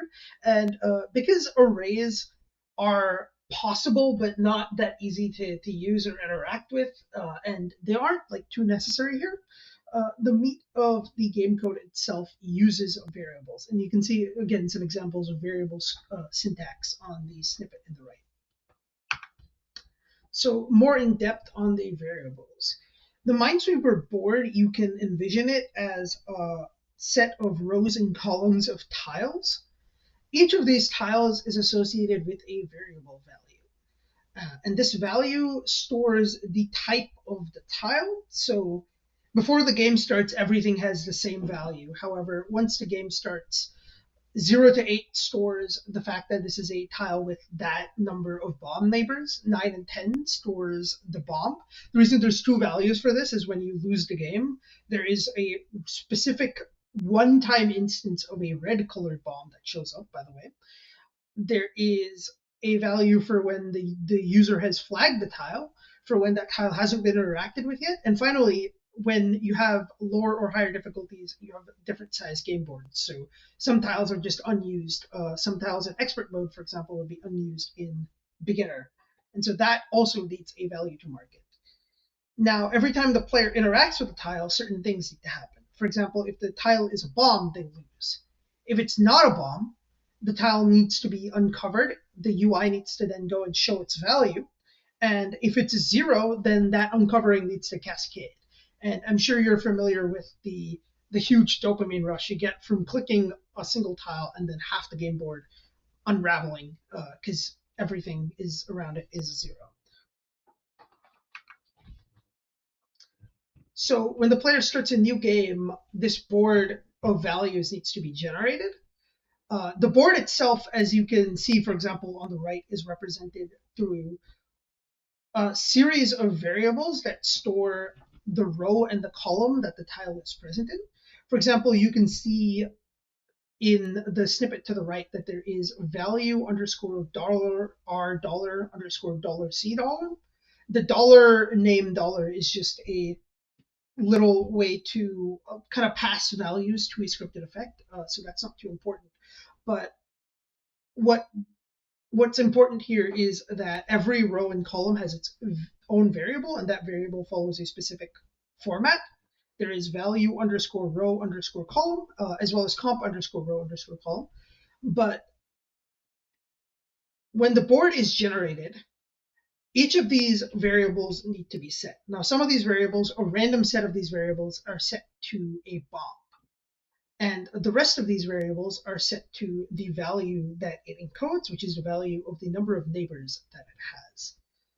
So under the hood, there are actually two game boards. There's one that stores the true state of the game, what all the numbers are, where the bombs are located, and there's one that stores the game board that the players can see. So what all the tiles that the player has uncovered so far, as well as what the tiles that the player has flagged, and everything else being totally uncovered. Now, moving on to the user interface. EU5 does have scriptable GUIs because it uses a geometry engine. This is great. EU4 also had this, but it was much less flexible and much weaker. And when I made Minesweeper in EU4, that feature had not been implemented in the game yet. So I had to use some workarounds. I had to use provinces essentially to make it work, but it's much easier to do it here. There are three elements of the scripted GUI that I need to make Minesweeper work. The first is a window for the actual game to be displayed on. The second is the game board with all of its tiles. And the third is the various like controls and then meta information displays that you need in order to make this playable. Starting with the windows, in EU4 you can't create windows, but in EU5 you can. It's like a basic UI element, super easy to do. This is a great feature if you ever in modding need to implement new mechanics. It's very easy to just make an arbitrary UI window or UI panel in the main interface in order to make that work. And you can do whatever you want with that mechanic, as well as have a lot of flexibility in how you display things. Because, for example, some of the things that EU5 adds that EU4 didn't have is that you can just create arbitrary modifiers for things and assign stuff to those modifiers based on other code functionality.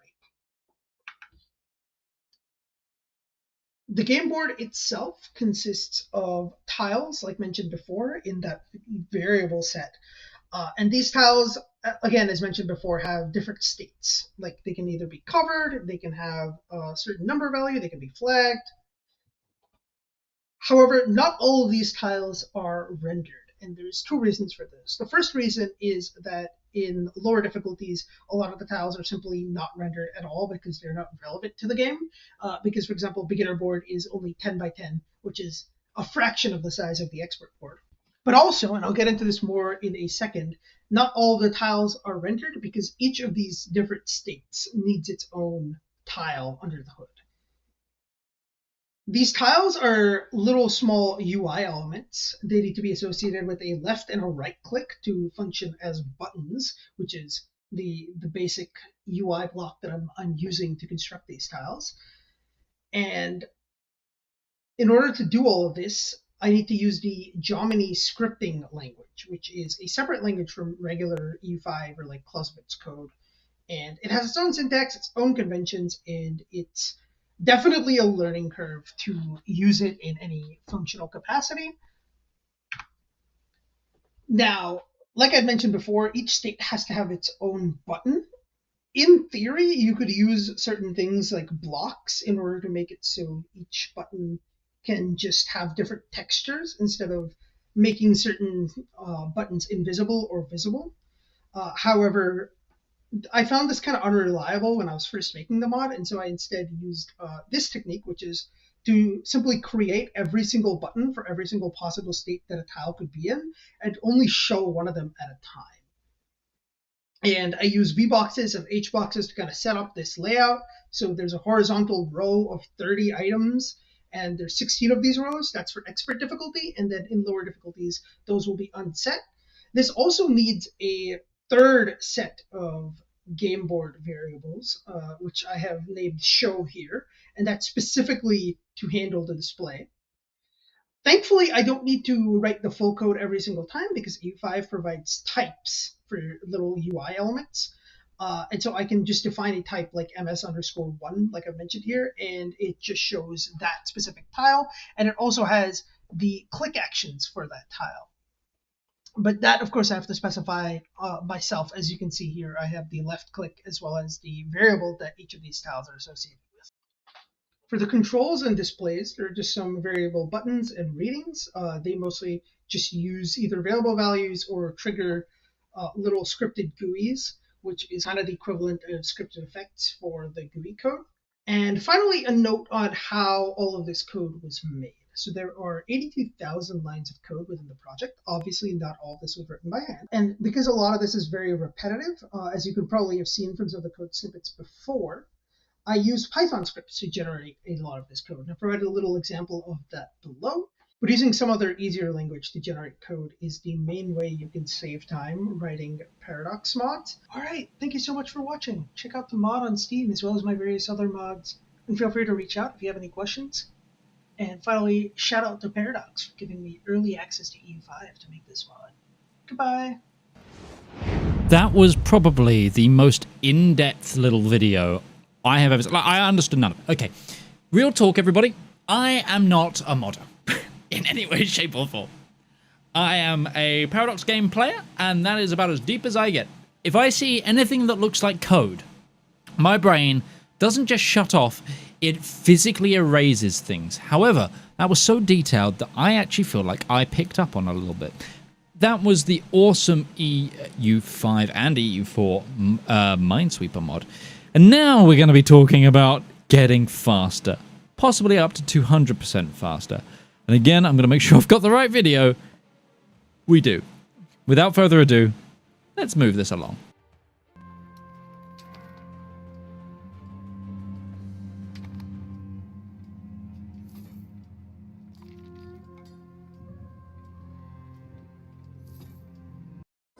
enseguida de España!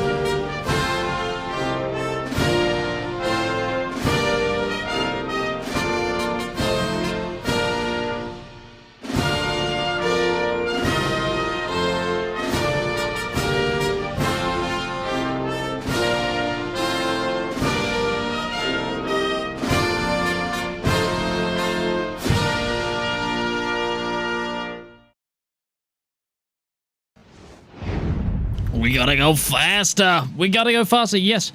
Faster! Europa Universalis aims to speed up EU5 without making any noticeable changes to the gameplay. The base mod on default settings without removing anything roughly doubles the game's simulation speed. There is so many little settings and things here that just allow the game to go a little bit faster and allow you to adapt the game to your liking. That is the wonderful, wonderful, wonderful Faster Universalis. Next up, however, we are going to be going to... yes. Yes. Yes, I see. We are now going for a shared foundation mods build on one thing. A unified mod menu, custom alerts, action bar buttons, and tools, just so you can get your mod to work together.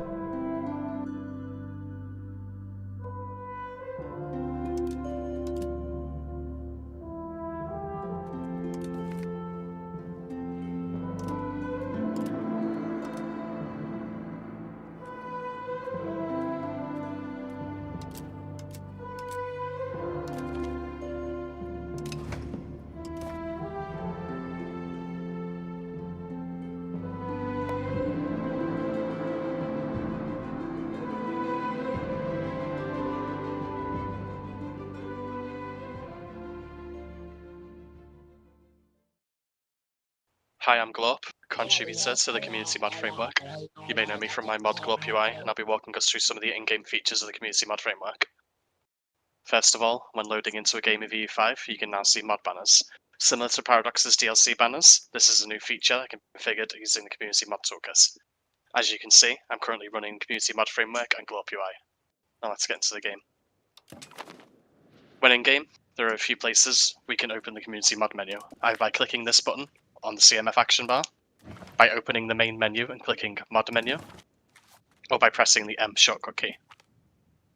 The Community Mod menu is a unified settings menu for all of your mods. modder can create and configure their own entry in this mod menu using the Community Mod Toolkit. Take for example my mod, Glop UI. I can simply search my mod using the search bar. Then I can then select in the options I want.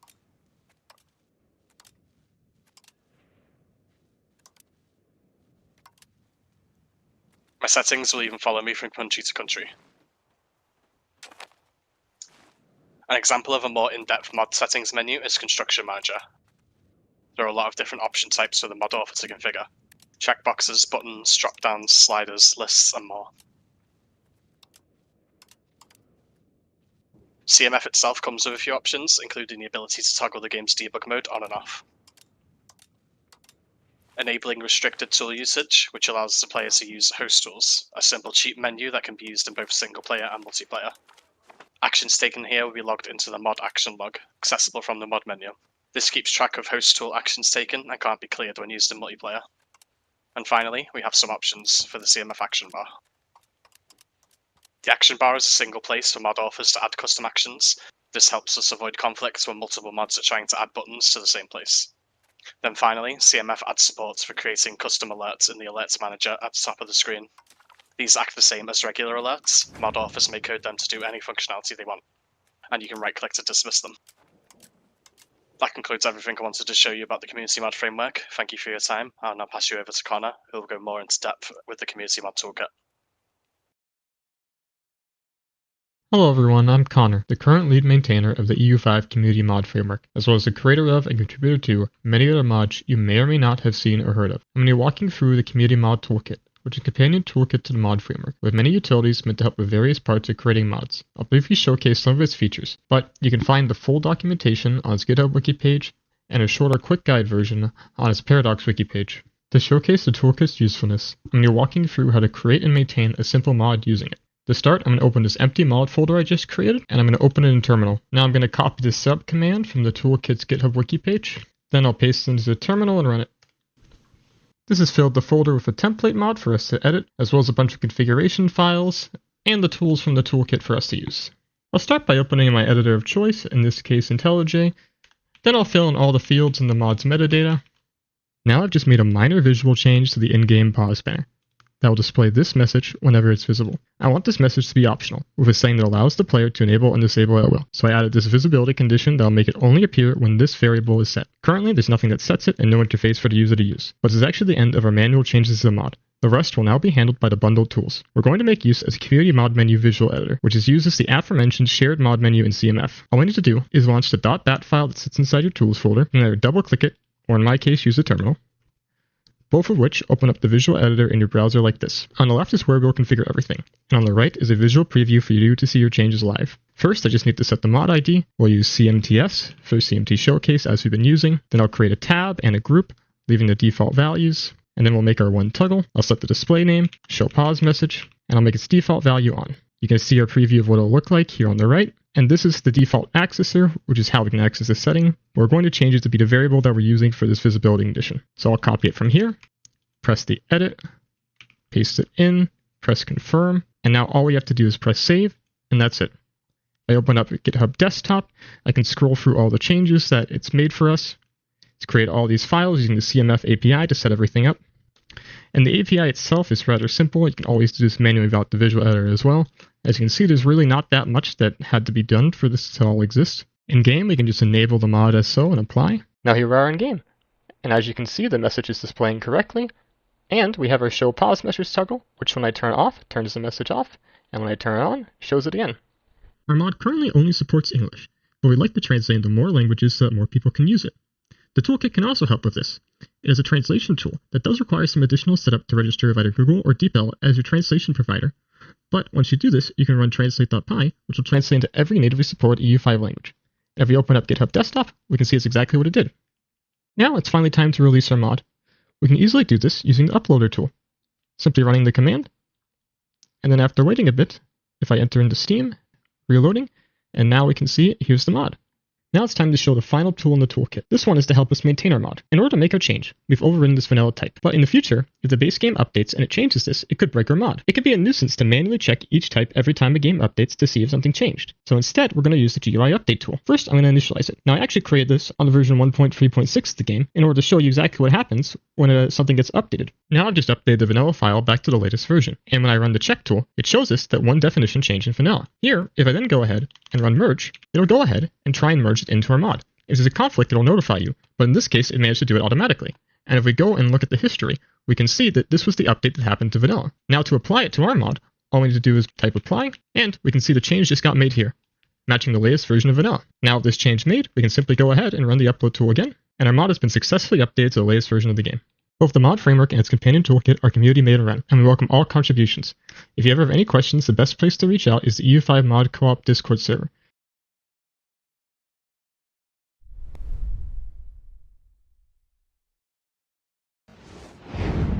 Probably one of the most important mods or mod sets to exist, in my humble opinion. The Community Mod Framework CMF improves the compatibility between mods maintainability, and provides tools to help modders create features. The biggest CMF feature is the shared mod menu, which gives mods a place for their settings without having to create their own separate GUIs and fight for space. Similarly, the action bar lets mods register their own buttons like customizable bars that adapt dynamically, so mods don't have to worry about overlapping buttons from other mods. It also helps mods work together by providing ways for them to detect one another, use shared hooks instead of full file overwrites, and more. It is a really cool mod, and definitely a big round of applause for all of those awesome people working towards the community mod framework, as it really, really helps create even more EU mods. Definitely go check them out. And if you're learning to mod EU5, it's a great place to start, like learning those tools, helping you develop a mod that can be used with other mods, and helping with the modding community. Definitely check out Community Mod Framework, their wiki, and also join the EU5 Mod Co-op. Right, left. Right, so there's two things I need to cover. One, I got complained at by the ModCon people, because they were like, you don't have to read everything that's on this document in front of you, that we've given you all this information with a short description and a long description. You don't have to read it all out. And I just responded to them with a GIF of Ron Burgundy, because I will read whatever is on the teleprompter. However, in this case, I'm going to read something that's not on the teleprompter, and it's because of a conversation, and it's because of how this convention continues to make me feel in my little heart, in my glorious little chest. I am so astounded by all of the modders that we've seen and spoken to today, and I remember running the ModCon final show last time, and I left it going, wow, I wish I could code. I wish I could write. But there's so many ways to get involved with modding, and many other mods here are probably looking for people. So if you're looking to get into modding, check it, and any of these mods have inspired you, join their discords, get involved with the mods, give them feedback, that kind of thing. Become a modder yourself. And and if not as well, just because it's happened again, like last time, one of the things I was like, oh my god, I've got a homebrew world, I want to make it a CK mod. I'm now here like, oh my god, I want to turn my homebrew world into both a CK mod and an EU5 mod. It kind of fits EU5 better because its start year is 1421. So if any modders are out there and want to join forces with me to make a fantasy total conversion mod for EU5 or CK3, let me know. I want to be hiring. I'm going to be hiring people, and I will pay you in sandwiches. Speaking of being paid in food and drink, I have just been handed a lovely, wonderful cup of tea. So while I drink this cup of tea, we are going to have to remind you that we are heading towards the final giveaway very, very soon. We got 2 mods, and then we're going to be doing another giveaway. So if you haven't already, check out the form. Make sure you're getting involved, and you might get yourself a premium edition of EU5. Hey, if you want to become a modder for EU5, you've got to have the game. Or you can get one of your friends into it by giving them the key. And also, remember to support the charity. Check out the charity. We're in a world where gaming is becoming more and more at threat. The history of gaming is becoming more and more at threat. We're losing physical media. I'm someone who, my background isn't just as a gamer, but I'm also an actor. I used to be an actor, should I say. And like we're in a world where slowly art is being kind of absorbed, and charities like this one help that not be a thing. Like, nothing deserves to be forgotten, ever. Whether it's a historical document, historical artifact, or a game. So definitely go check out the Video Game History Foundation so that media can be protected. The media we love, video games. Now, without further ado, I think I need to introduce... it's this one. This mod. Okay. Encounter hundreds of new flora and fauna across the globe in a dedicated flavor expansion focused on exploration's greatest wonders and deadliest perils, as well as history's dumbest bird.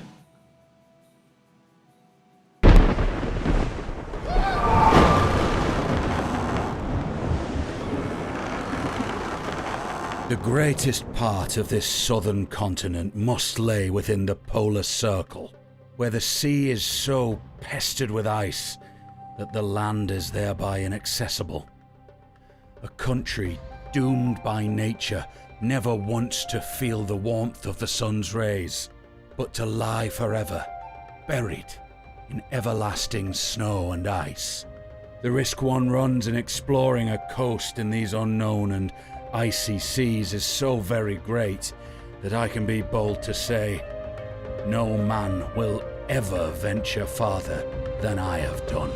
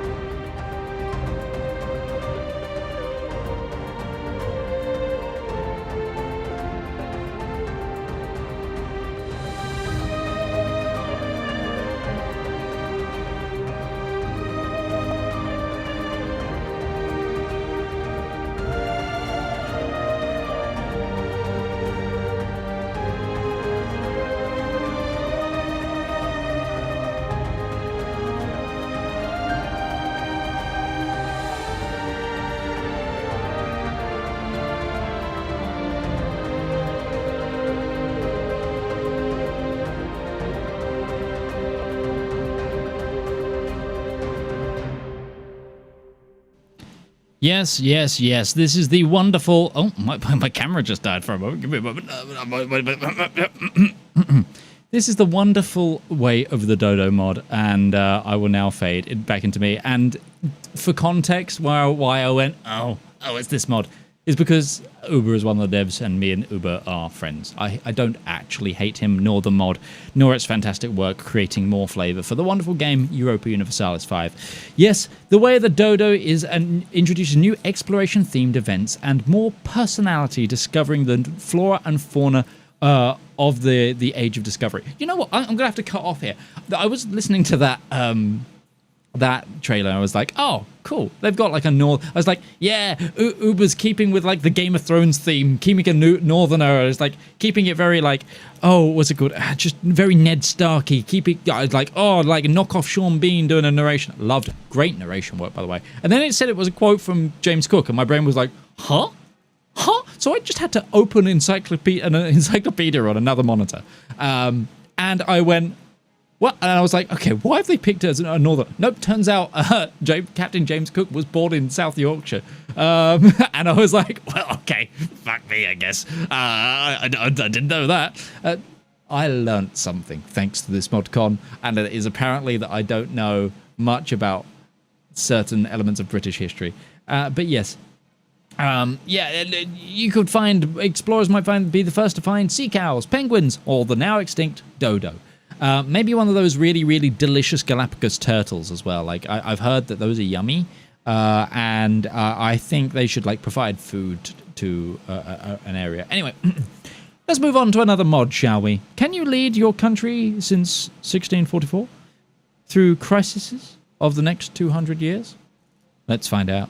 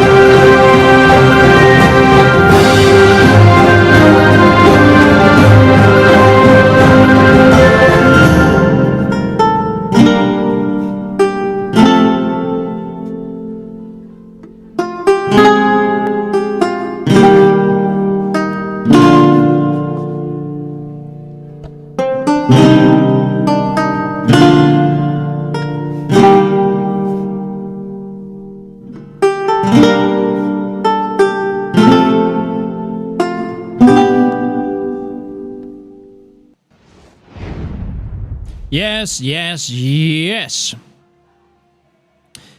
That, everybody, was Anno 1644, the General Crisis, which provides an April 17th, 1644 start date. The Seventh Age expanded the game into 1918, over 25 plus special decisions, and some major country, few generic decisions, flavor content for Sweden, Russia, Prussia, Poland, Mani, Ottomans, Ming, Shun, King, Qing, and various corruption and herd mechanics. In this scenario, the great powers of East Asia stand at the very edge of catastrophe. the Ming battered and grasping, the Shun rising like a wildfire, and the Qing sharpening their blades beyond the passes, and the peripheral realms each watching the storm gather on the horizon.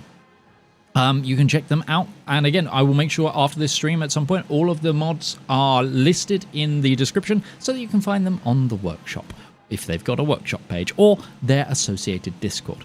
However, ladies and gentlemen, I believe it is time for us to bring back the wheel. Yes, we are bringing back the Wheel of Fortune, as it is your chance once again to win yourselves a copy of Europa Universalis V Premium Edition. So now let me hear you in chat.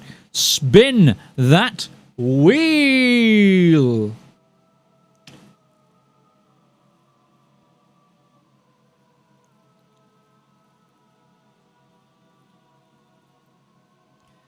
Andresjer, you are a winner. I need to double check if I'm giving away 3 keys or just 1. ModCon team, let me know. We've got at least 1 winner drawn, and that is our first.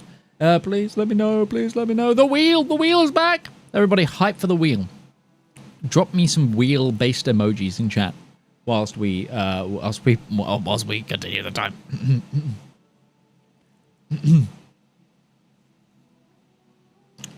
Also, I hope everybody's having a wonderful ModCon. Please remember that this is a charity stream. Definitely check out the charity. And also that we're only halfway through. This stream is only the halfway point. There is still another day tomorrow of ModCon where we have the wonderful Generalist Gaming checking out with the first part of it. And then you're going to be thrown back to me. I'm back. It's going to be me. I'm going to be closing out the show. We've still got so much more content to cover. And yes, it is 3, so we're going to remove them and we're going to spin that wheel. Okay, the wheel is spinning. Big wheels keep on turning. ModCon keeps on burning. And we have a winner, Master Moss. Master Moss, congratulations. You won yourself a premium copy of EU5. And then finally, the final draw of the stream before we get into an awesome mod and developer interview. We have running out of options. Fantastic. Well done. Congratulations. So that is the giveaways sorted. Please remember that this is a charity stream. And then finally, let us get on with tonight's final, last but not least, a fan favorite.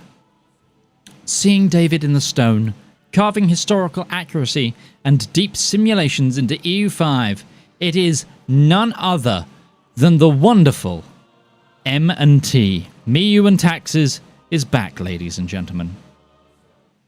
Welcome to the MEIOU and Taxes mod showcase for EU5. My name is Malorn, and we are going to be discussing how M&T is progressing for EU5, the challenges and opportunities of working on a new game, as well as outlining our plans for the mod in EU5 and the philosophy behind MEIOU and Taxes. First, a little history. MEIOU and Taxes began as the union of 2 of the largest EU3 modding teams, creating M&T for EU4. The team modded EU4 from the moment EU4 was released, going through 3 major versions. Hello everyone, I am Mapper, and I will be talking a bit about MEIOU and Taxes v3.0, the big overhaul mod for EU4 that was known for introducing, amongst other things, population on a per province basis, but also a fully fledged supply and demand economy, which basically listened to the Economy 101 rules, a fully modeled omnidirectional trade system replacing EU4's vanilla trade, which was apart from not really being real, also not omnidirectional, and a much deeper political system in the mod in which the player navigated their nation, basically from a medieval to a modern state, depending a bit on where you started. To make this all possible, the MEIOU and Taxes team, amongst other things, kind of rewrote variables into a key system, uploaded in our mod hundreds of years of pre-run simulation, which was done on a developer PC, being a few hundred MBs of raw text files in events to load every time a new game in the mod was started, which took a few minutes. It was fun, it is still fun, rather deep in a simulationist way, but also a bit heavy on performance and, to be honest, quite hard to maintain and get into its code. Before dwelling too much on MNT for EU4, we are here of course to talk about MNT for EU5. So, with the launch of Europa Universalis V, we knew right from the start that with the newer version of the Clausewitz engine and the fundamentally different base game, we had to start modding anew from scratch. Porting over MEIOU and Taxes V3.0 would be redundant. Many things we had added to EU4, such as population and real trade, were already present in the base game of EU5. So for us, this makes modding EU5 a very different endeavor than EU4. There is much less we want to rewrite, and potentially it is far easier to mod EU5 into a deep simulation game. Naturally, we still have plenty of things we'd like to change, but we agreed did someone join? going slowly. Yeah. Tweaking and changing systems without fighting the base game too much would be the best route. So when it released, we all agreed to play the game quite a bit, find possible things we could tweak, and add them one by one as changes to a new mod that would gradually grow over time in both depth and scope. MEIOU and Taxes has, for more than 10 years now, been a mod about depth of simulation. Therefore, the first question must be answered: what is deep simulation? Deep simulation strives to create a game that is more interconnected, a more realistic system to produce more realistic outcomes. We want to bring the game closer to reflecting the political, geographical, and economic realities that actual nations or regions faced in history. When this is done correctly, the game will, without the need for specific events, reproduce the flow of history. Of course, this is an ideal, and all ideals cannot be fully realized. But this concept of deep simulation is a guiding principle for MEIOU and Taxes. To provide an example, the team has already stripped out the RGO system, replacing these basic goods with buildings that produce them. This means that locations are not limited to producing a single primary good, and that all locations need not be equal in how they produce those goods. One location might, for example, produce salt via mining, whereas another might collect salt from the ocean. These, of course, are very different processes. A mine would require tools and lumber for bracing, whereas salt flats might be less productive, but also require few input goods apart from labor. This also allows us to introduce new methods of exploitation as technology advances. A salt mine would benefit greatly from the introduction of gunpowder, whereas salt flats would have no use for explosives. The ability to utilize input goods, even in basic outputs, also allows for more complex economies, with industries that rely more on each other, meaning that nations are more interconnected. For example, in the base game, a blockade might be useful in cutting off raw materials to an enemy. But in MNT, a blockade might do far more economic damage. Let us say you have a powerful rival who relies on livestock imported from a third nation. You take the locations in the market which produce this livestock, and then you blockade your rival. In base EU5, he would have some dissatisfaction from not being able to meet his livestock demand, and that would be the end of it. In MEIOU and Taxes, this lack of livestock will mean that his farms, which use livestock to pull plows, will begin to switch to a less productive method, meaning his food supply is now in danger. But perhaps he has access to horses, which can be used instead of livestock, but horses are more expensive, so his profits will decrease. And perhaps next you will try to cut off his source of horses. This is just one very simple example of what deep simulation looks like, where significant gameplay changes can come from very realistic but somewhat indirect methods. And this example is even more depth to it, since this massive demand for livestock you created might be filled by other markets during your blockade, meaning that after your blockade ends, your profits will not return. The entire livestock market will be depressed. Having the economy more interconnected allows for far greater realism. Having many options for basic production also means the economy balances itself to a degree. If livestock is gone, perhaps horses. If no horses, then food production will continue, but using only manual labor. Not ideal for profits, but unlikely to end in famine. This means the player has far more agency beyond simple choices such as go to war or not go to war. It means that what you build is not just a matter of which button has the largest profit number next to it, but what kind of economy you're trying to create and how it will influence your nation going forward. Another excellent example of a simple yet profound change is mining. Since we have discarded the RGO model, it is entirely possible to have mines of different richness, where the same good is produced via different methods or in different quantities. We have also modeled the difficulty of mining, where each level of mine that you add costs more than the one before, as you dig even deeper. And the deeper you go, the more you pay. This is an upfront cost with great return, but an upfront cost can always be conquered, meaning your entire investment goes to another player. Population is another example where deep simulation can perform better than a more arcade approach. EU5's time period covers massive changes in the way people lived. Population growth and management should be a necessary part of the game, with supporting large populations both economically valuable but politically dangerous. Large populations produce and consume goods on a large scale. That much is present in the base game. But what about the political part? Having a large population which is producing and consuming goods means you need a large supply chain, and any large supply chain can be disrupted. In the vanilla game, this is a matter of adjusting your taxes. Unrest merely means a loss of income at worst. In M&T, however, this disruption goes further, since much more of your economy is interconnected without the free input of RGOs. And of course, states are much more willing to exploit weakness.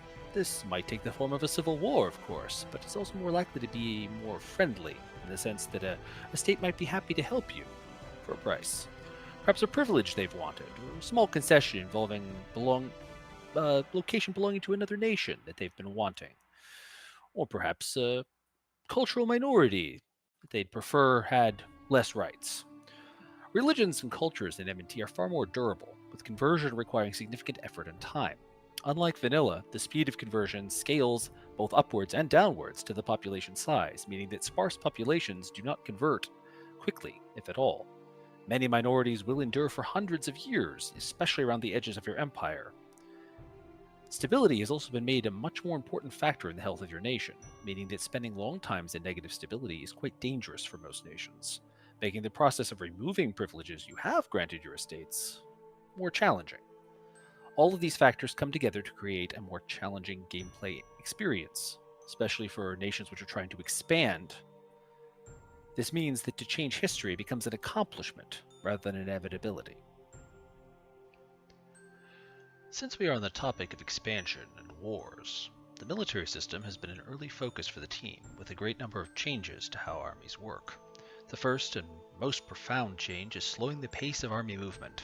Armies were not fast historically, especially in the early parts of the Europa Universalis time period.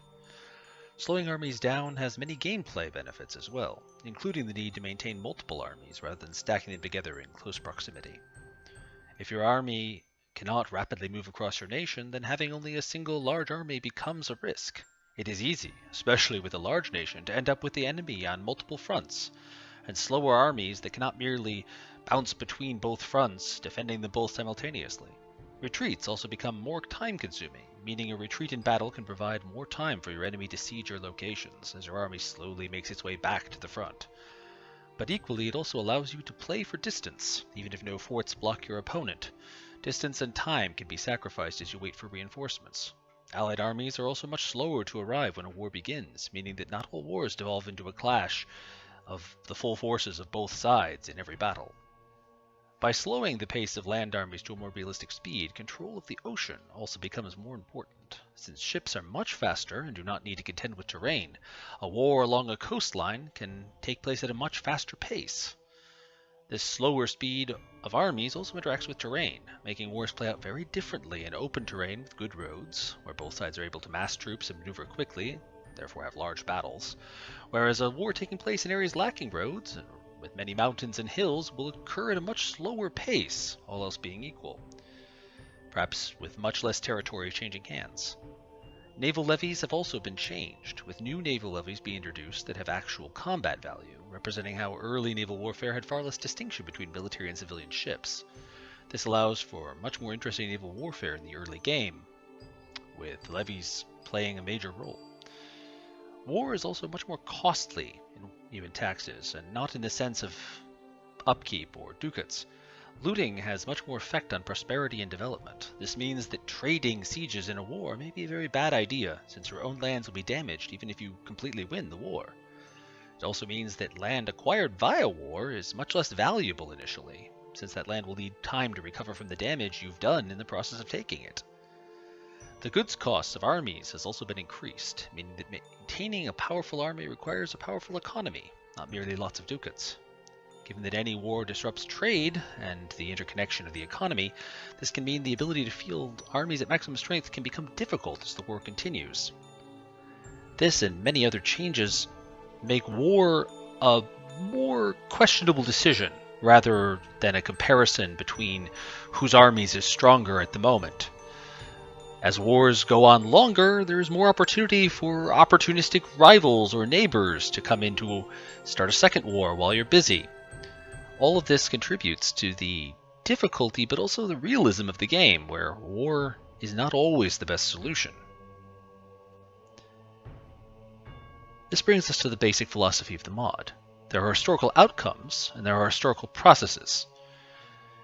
An historical outcome is not a major focus of the mod, whereas the historical process is very important. The goal is that everything occurs in an historically plausible way, even if many things do not occur in the way that actual history did. Half of the fun of a Europa Universalis game, after all, is changing history. Should ultimately be historically plausible. It should make sense. It should not be one province conquers the world through this one fun exploit that admittedly was very exciting to discover, but it's not very exciting the second time. Ideally, you should understand why you were able to do something, and at least, to an extent, believe that that could have been possible. This is the goal of MEIOU and Taxes at its most fundamental level. As Malorn mentioned, plausibility is our core goal. But why, one might ask? The answer is that this helps with immersion. Let me explain. So, if a game feels right, in a way that what is happening on screen makes sense to your brain, it is much easier to transport yourself with all your attention into our game world. Anything that feels wrong would break the illusion. Immersion, I would say, is the key to what makes MEIOU and Taxes fun to play. The digital world we are creating should feel alive and responsive, an alternative world of what could have been. Steering your nation through an alternative history that feels plausible is the focal point of where the fun in MEIOU and Taxes is located. No bombarding the player with dopamine-stimulating rewards, but the more gradual and slow-paced reward of steering your nation in a plausible way through the course of history. So, what is the future going to look like? What other plans there are for the mod? Obviously, we are a little wary of making promises. Everything that has been discussed here are things that have already been done and which we know work. But there are a large number of new ideas and new possibilities that are exposed in the EU5 engine. The ability to modify the economy without having to fight it is very freeing. It will make many things possible that were not possible before. Ultimately, we hope to maintain our focus on historicity, plausibility, and deep simulation. There's a lot of potential here. The EU5 is practically designed around principles that M&T embraced long before.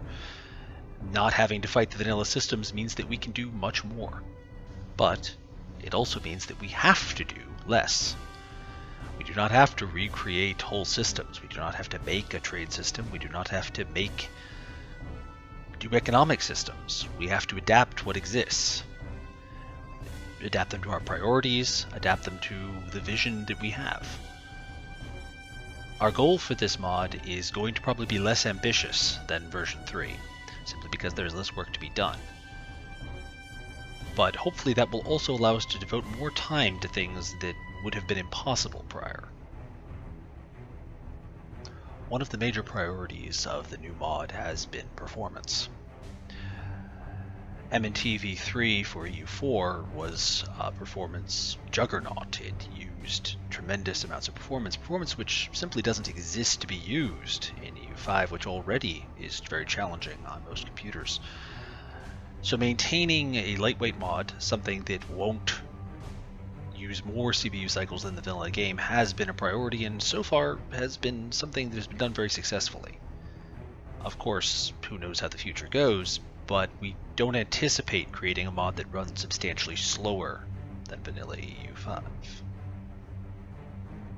What players can expect from us though, is that we keep on slowly tweaking and reworking vanilla systems to bring them more in line with our mod's philosophy.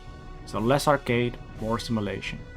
As much as I'd love to tell you about our systems currently in development, I really do not wish to make any promises, as at the end of the day we are all volunteers working on this overhaul project as a hobby. As such, we cannot give timelines or guarantees that certain things will be developed at all. For those curious to what we've made so far, you can download it either from the Steam Workshop or our community Discord server. If any of you watching have any further questions for the MNT team, we can always be reached on our Discord, and furthermore, Malorn and I will also be interviewed by Lord Lambert as part of this ModCon. Thank you for watching.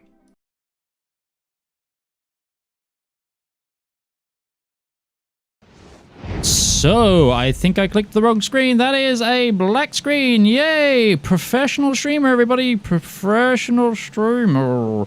Professional streamer. I can't find the...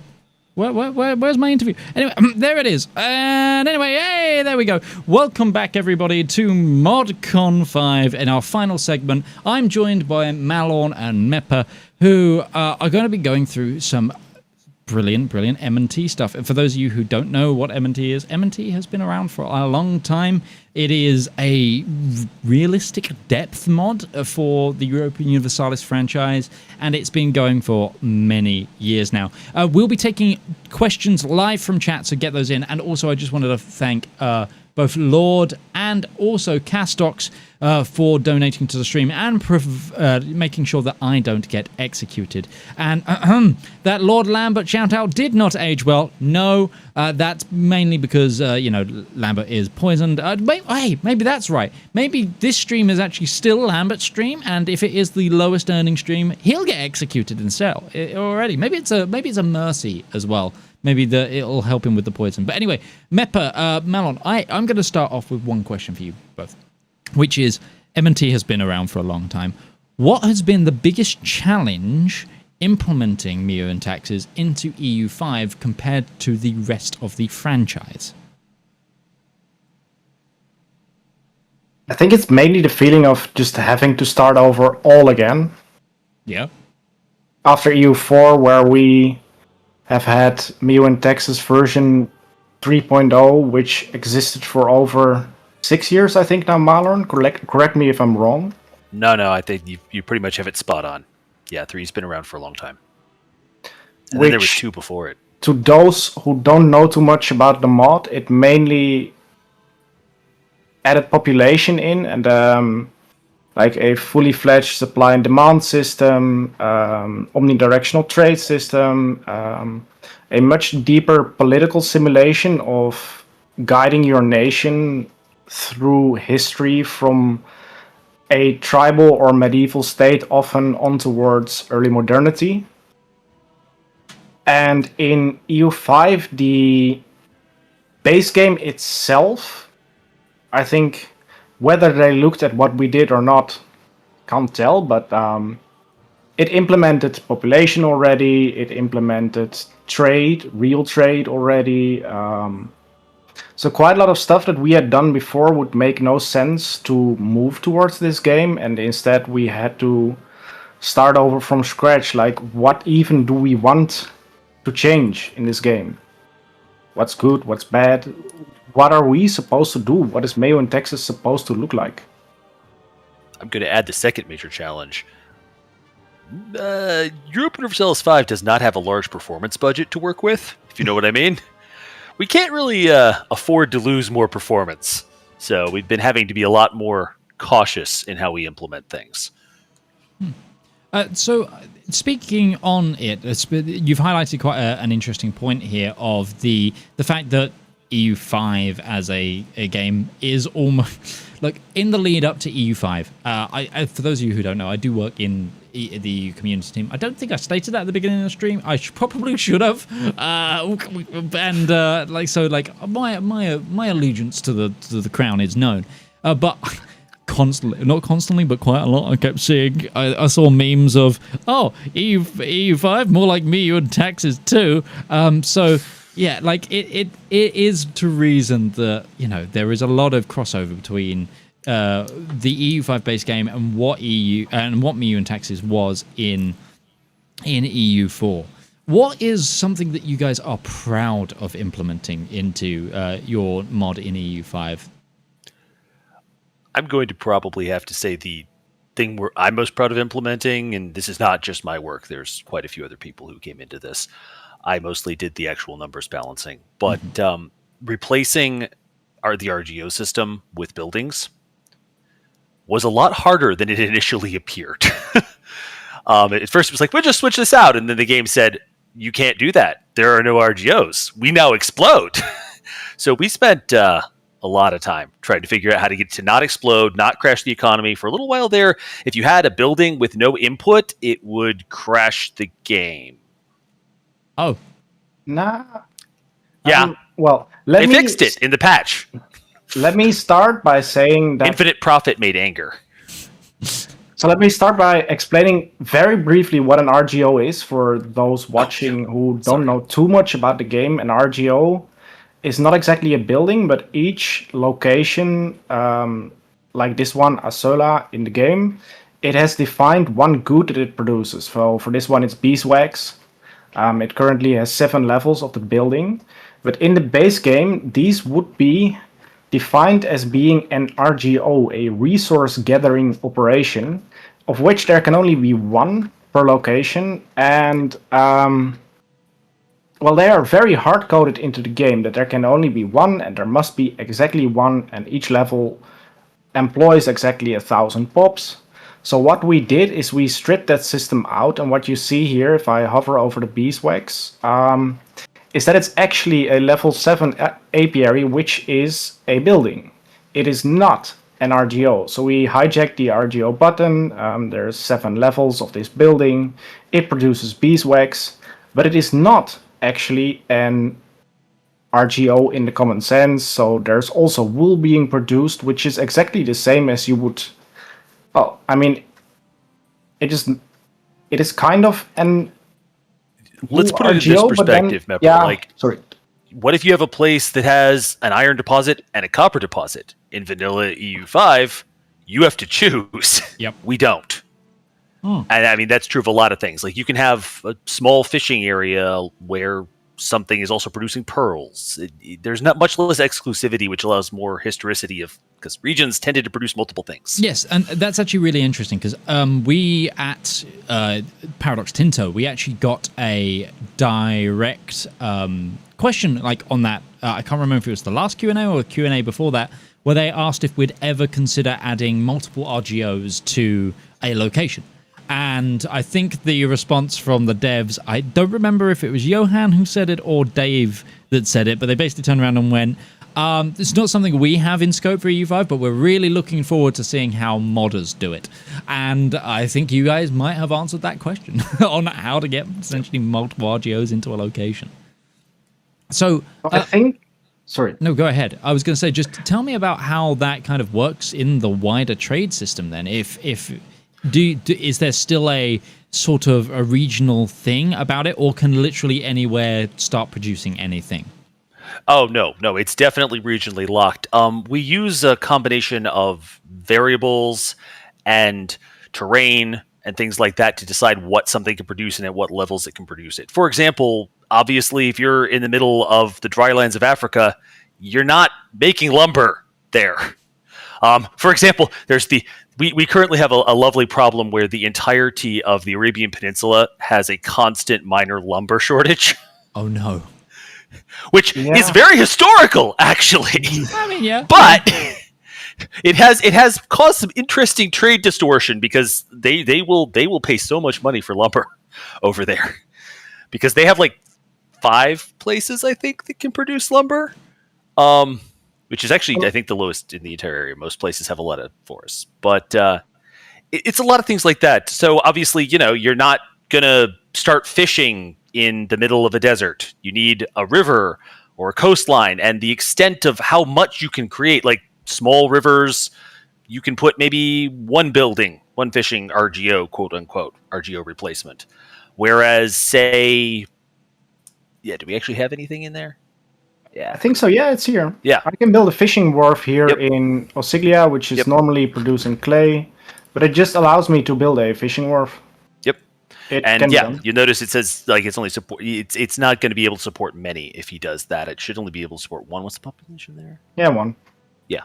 And we need to do Whereas, something about you're this on a toolbox, but- coastline, you're in a major fishing area. Now, we have had to cheat a little bit with some of these things. Like fishing, we can't model the ocean as a resource. Yeah. We'd love to, but we looked at it, and performance-wise, it would have basically murdered the game instantly. But I think globally, what you can say, instead of that, base resources are simply produced by, for example, clay would be produced in a clay producing province with the clay RGO, sheep with the sheep RGO.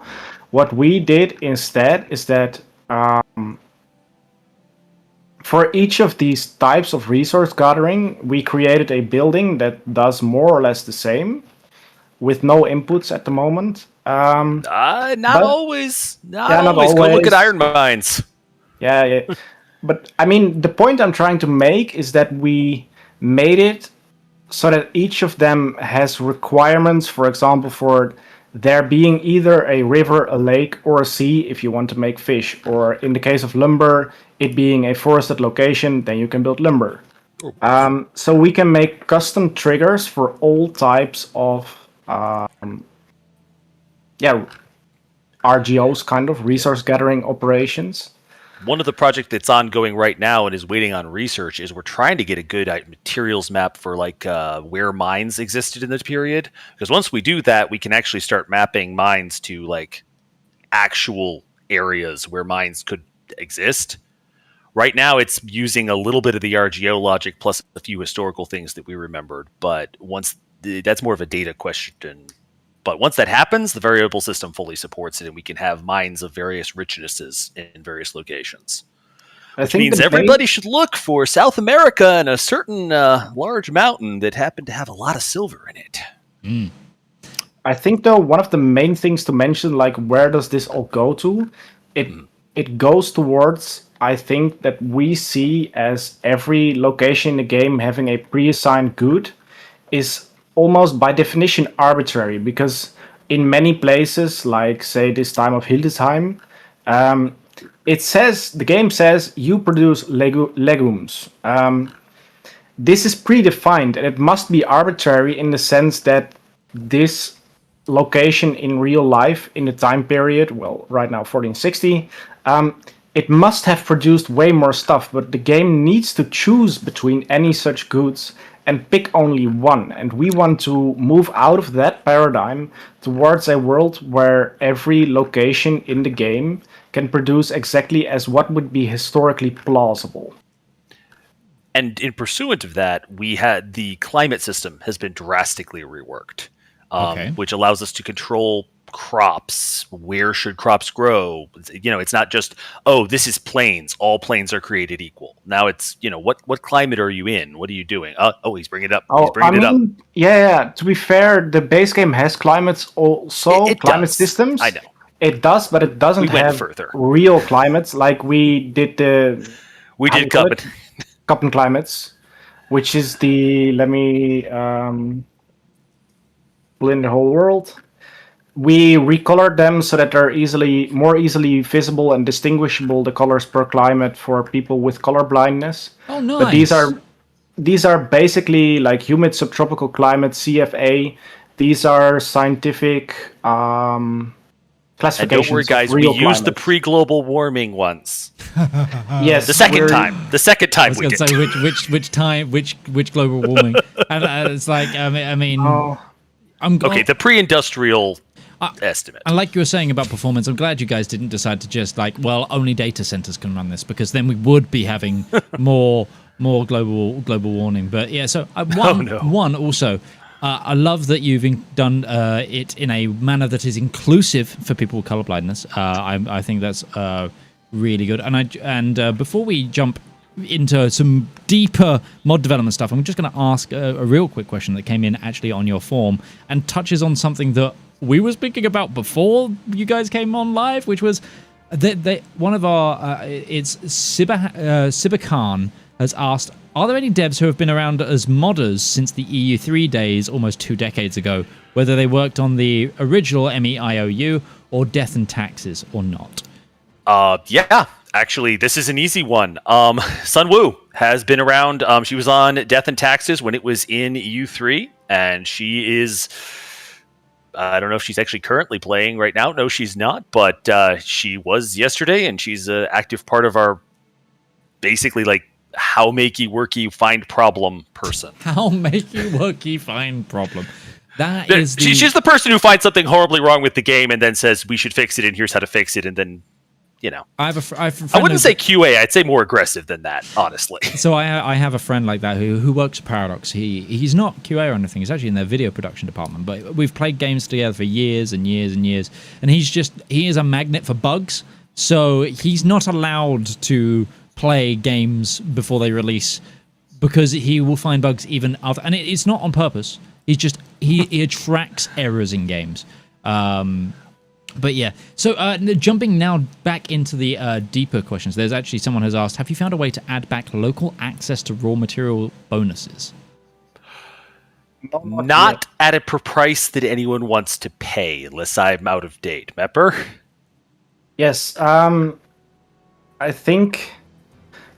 So, to give some context, that we set buildings to produce raw materials instead of the RGO things that the base game has.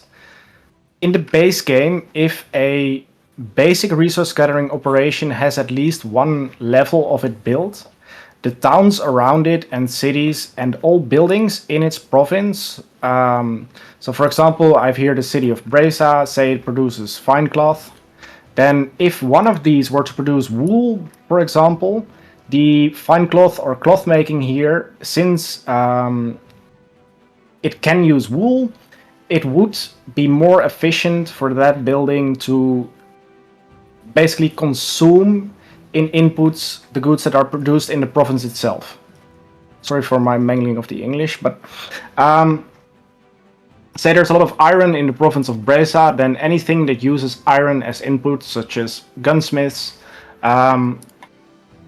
would be more productive, but this bonus has gone away since there are no RGO levels anywhere.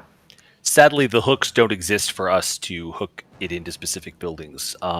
It was conceived as a scriptable thing, but it would be tough to performance. A lot of things are coming down to performance. There's a reason I mentioned it straight up. No, I mean, I think a lot of things always come down to performance. I'd say it's definitely something we want to bring back, but it's not as easy as it would seem. To do it in a way that's both friendly and in performance, and that like just makes sense and is somewhat implementable without having to spend 100 hours manually scripting it everywhere or whatever. Yeah. And we've taken some steps to try to mitigate the effects of that a little bit. Our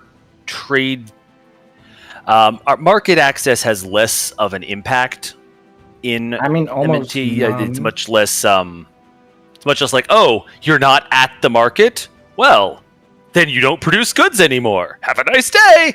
It tends to be a lot more mild. You're going to still see it, but in most markets, they aren't going to get big enough for that to become a massive problem, which encourages people to spread out, which is also good for the game. Mm-hmm. I think, what we have done, it's good to explain that we have definitely done things that have trade-offs. For example, in the base game, if you look at the market map mode, I'm here in Milan using the market of Genoa. But there is a system in the game, market access, so I have a market in Genoa, and goods, if they want to go to the market or from the market towards, say, Milan, then Milan has a certain market access percentage defined, and in MEIOU and Taxes, it will be 100. Wait, I need to go out of this map mode. It's 100% here, but it's 100% in almost the entire market. The reason why we did that and not have it be lower is because it would simply kill input and output goods, and we're slowly in the process, of trying to reduce or just get away the fact that goods and money appear from nowhere or like vanish into thin air.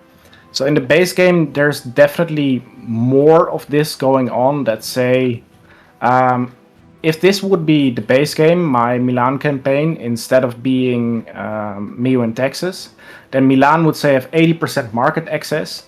This would mean that the, say, fine cloth buildings, they would output 20% less of their expected output simply because they're further away from the market, and this production would kind of just not exist. And that is something which feels inherently wrong, like common sense wrong.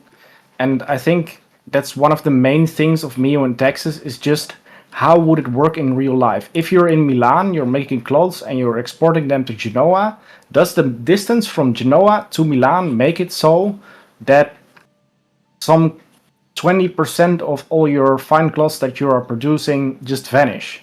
I mean, to me, the answer seems pretty obviously no. That makes no sense, so we got rid of it. And this, of course, doesn't apply to foodstuffs. We had to have it apply to foodstuffs game mechanic, but logic-wise, foodstuffs would be the exception here. But it's especially bad because you got to remember, the way the market system works, you also get to go the other way. So if you produce, I'm making this up, but you produce wool in Milan, and you also want to produce cloth in Milan, well, the wool has to go down all the way to Genoa, and then come all the way back up, and then, which obviously, you know, it's inevitable because otherwise you'd have performance in you have micro markets in every province or location, but it really does create a lot of line losses that don't make a lot of sense because that wool is not really going there, obviously. So I'm gonna dial back from like the differences and stuff from the EU5 a little bit, but what I actually want to ask is if someone, because again, this is the problem I had with EU4's M&T before the. You know, EU4 had a bit of a magical economy system, should we say, and a magical power system. And now, you know, so going from base EU4 to... okay, first of all, actually, I'm going to sub-question my question. How do you guys say MEIOU and Taxes? Because I've always said MEIOU. However, someone in chat was like, I thought it was more meow. So, how would you pronounce or should I just stick with M&T because no one can decide?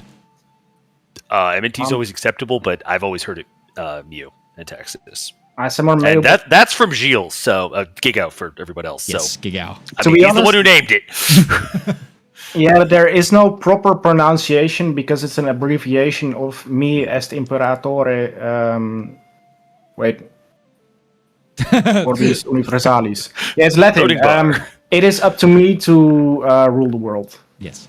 Okay, so I'm going to say MEIOU, but also that makes sense that it would be MEIOU if it was designated by a Frenchman, the EU. Anyway, we move on. So yes, like one of the things I always struggled with was going from, magic economy to real economy. Now it's a game where it's real economy to real economy.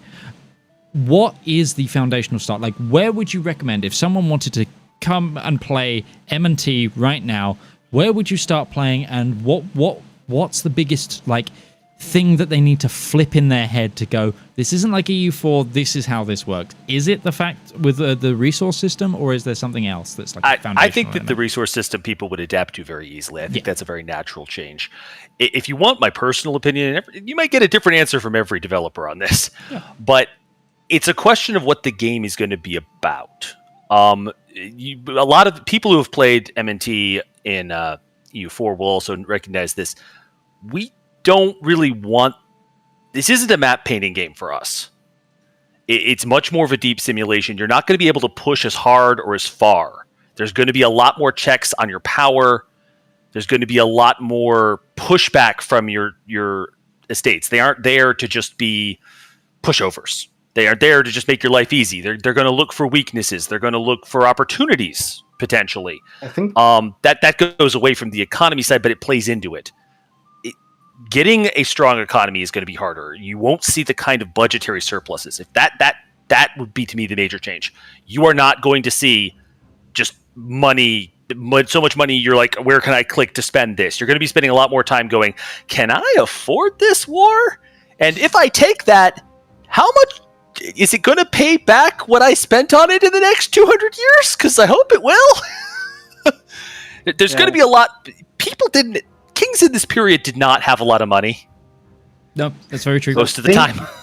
I think the main difference you're going to notice if you're booting up a game with MEIOU and Taxes instead of just the base game is that indeed, as Malorn mentioned, the economy starts up a lot slower. You're a lot poorer at the start, and it's way harder to reach some kind of escape velocity where your economy just spirals out of control.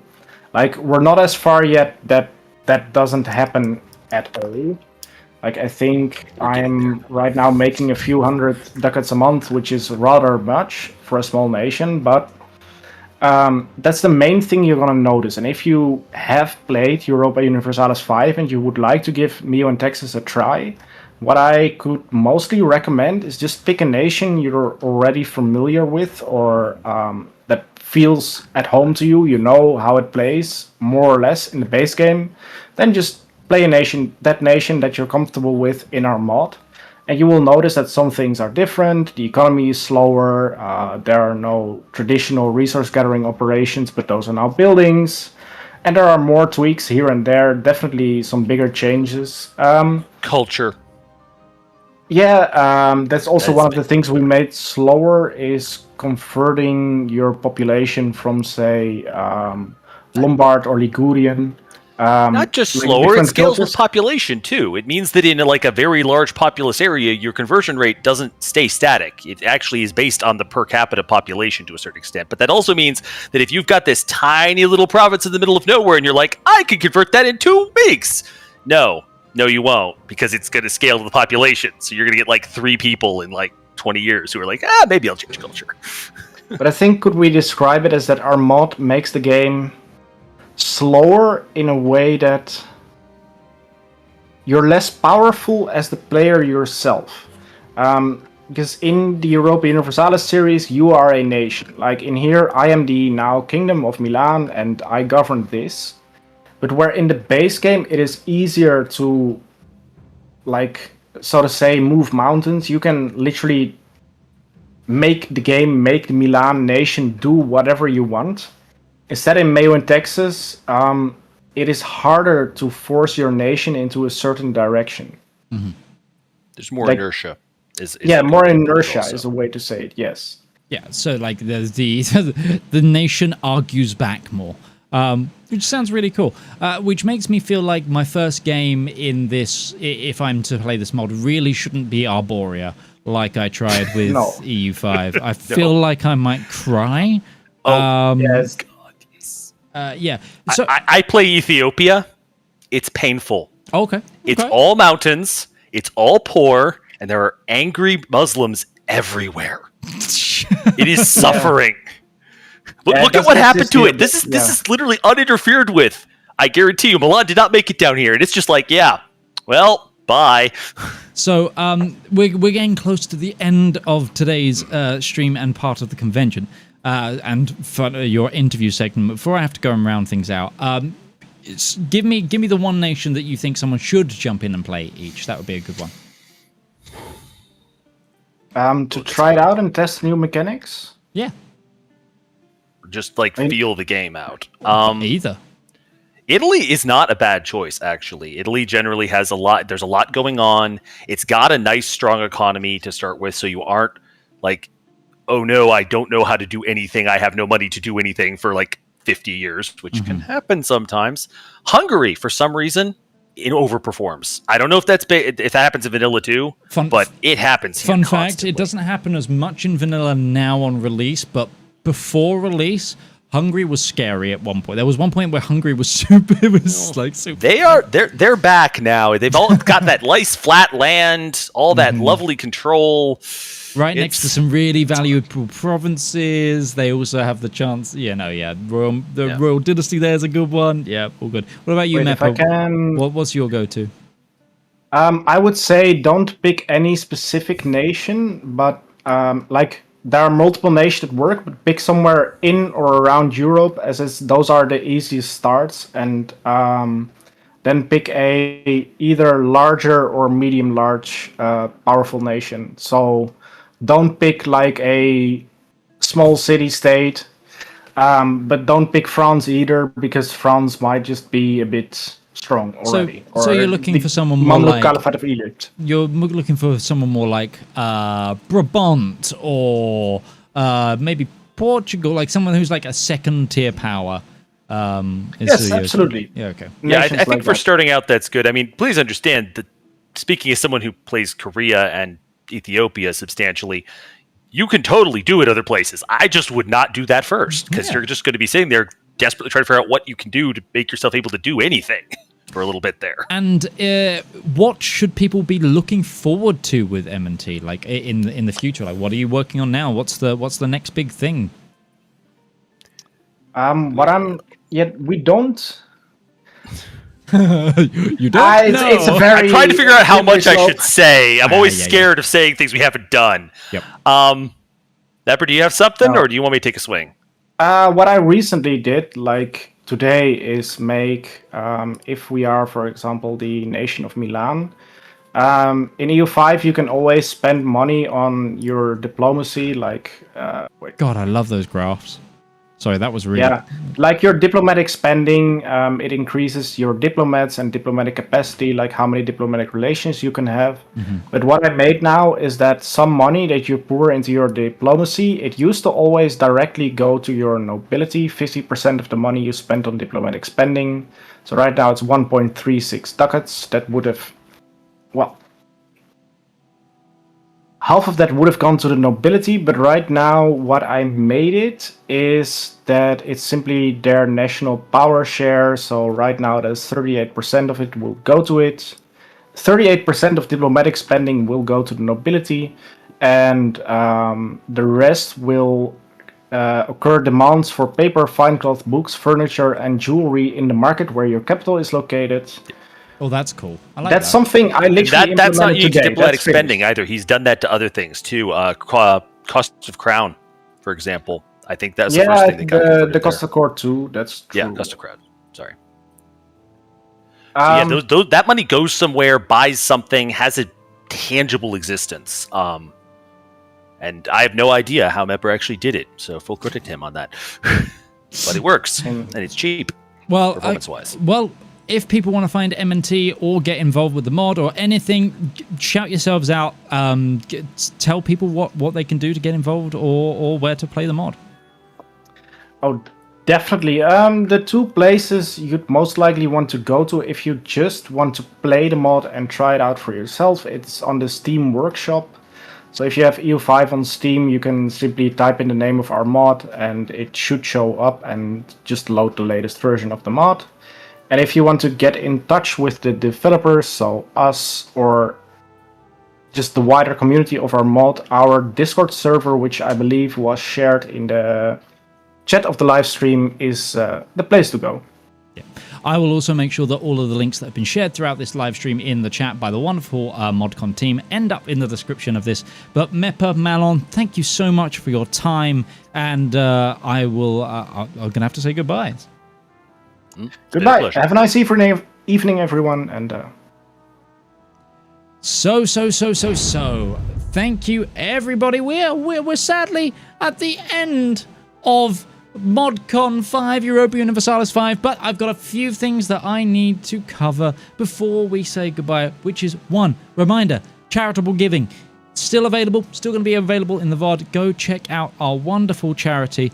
We also have one more full-on day of ModCon still to go. You'll be back tomorrow with both Generalist Gaming and yours truly. I'm not done yet. This is the Lambert cover stream. I'm going to be back with the actual mid-stream, and it's going to be probably just as chaotic as this one. So if you want to see more mods, we got plenty more where that came from. This, unfortunately, Generalist doesn't have the ability for me to redirect to his stream, so I can't send you there. But after the stream, you will be sent to my next stream, just so you can like it. Also, if you've been watching this, please remember to like the stream. It really helps get the word out for ModCon. The more people that interact with the stream really, really help. And yeah, it's been wonderful. I do have a little secret extra tiny bit of news as well, which is the if you really enjoyed the Khiangaol, oh gosh, I think I just said it incorrectly. but our previous interview. Their mod leads are currently hosting a little extra Q&A on their Discord where you can just rock up and ask questions. If your question didn't get asked in the earlier interview, they're doing a little bit of a ModCon after party over there. So if you join their Discord, go check that out. And again, you will see the ModCon continue tomorrow with the wonderful Generalist Gaming and some idiot by the name of Midgeman. Also, as a reminder, this entire time there has been a mod jam going on. There has been like the guys have been people have been making mods in the background of this event, and we will be covering that tomorrow as well. There is a ModCon modding scenario going on, and yeah, it's going to be awesome. We're going to be revealing that, and there's going to be a live playing. I am going to be forced to play a mod tomorrow at some point in the stream, but for now, ladies, gentlemen, boys and girls, that brings us to the end of the second day of ModCon, and we will see you next time, and we'll see maybe next year as well. I hope I get brought back for another year of ModCon. I love seeing so many mods, and if you do really enjoy me as well, please consider checking out my content. I don't have much EU5 actually content because most of my EU5 brain is happening on a daily basis for Paradox. Hi Boss, you're probably watching, as well as the EU team. So also check out the proper Europa Universalis channel. You'll see me there. You'll also see me here on Midgeman. And yeah, if you like me, make sure you follow out and get involved with my community. I really appreciate you guys. I've been doing this almost 11 years now, and we just hit a 33k subscriber mark. It's been great. And yeah, I'm gonna shut up now, everybody. Have a lovely, wonderful rest of your evening. I've been Midgeman. This has been ModCon Day 2, and we will see you tomorrow for Day 3.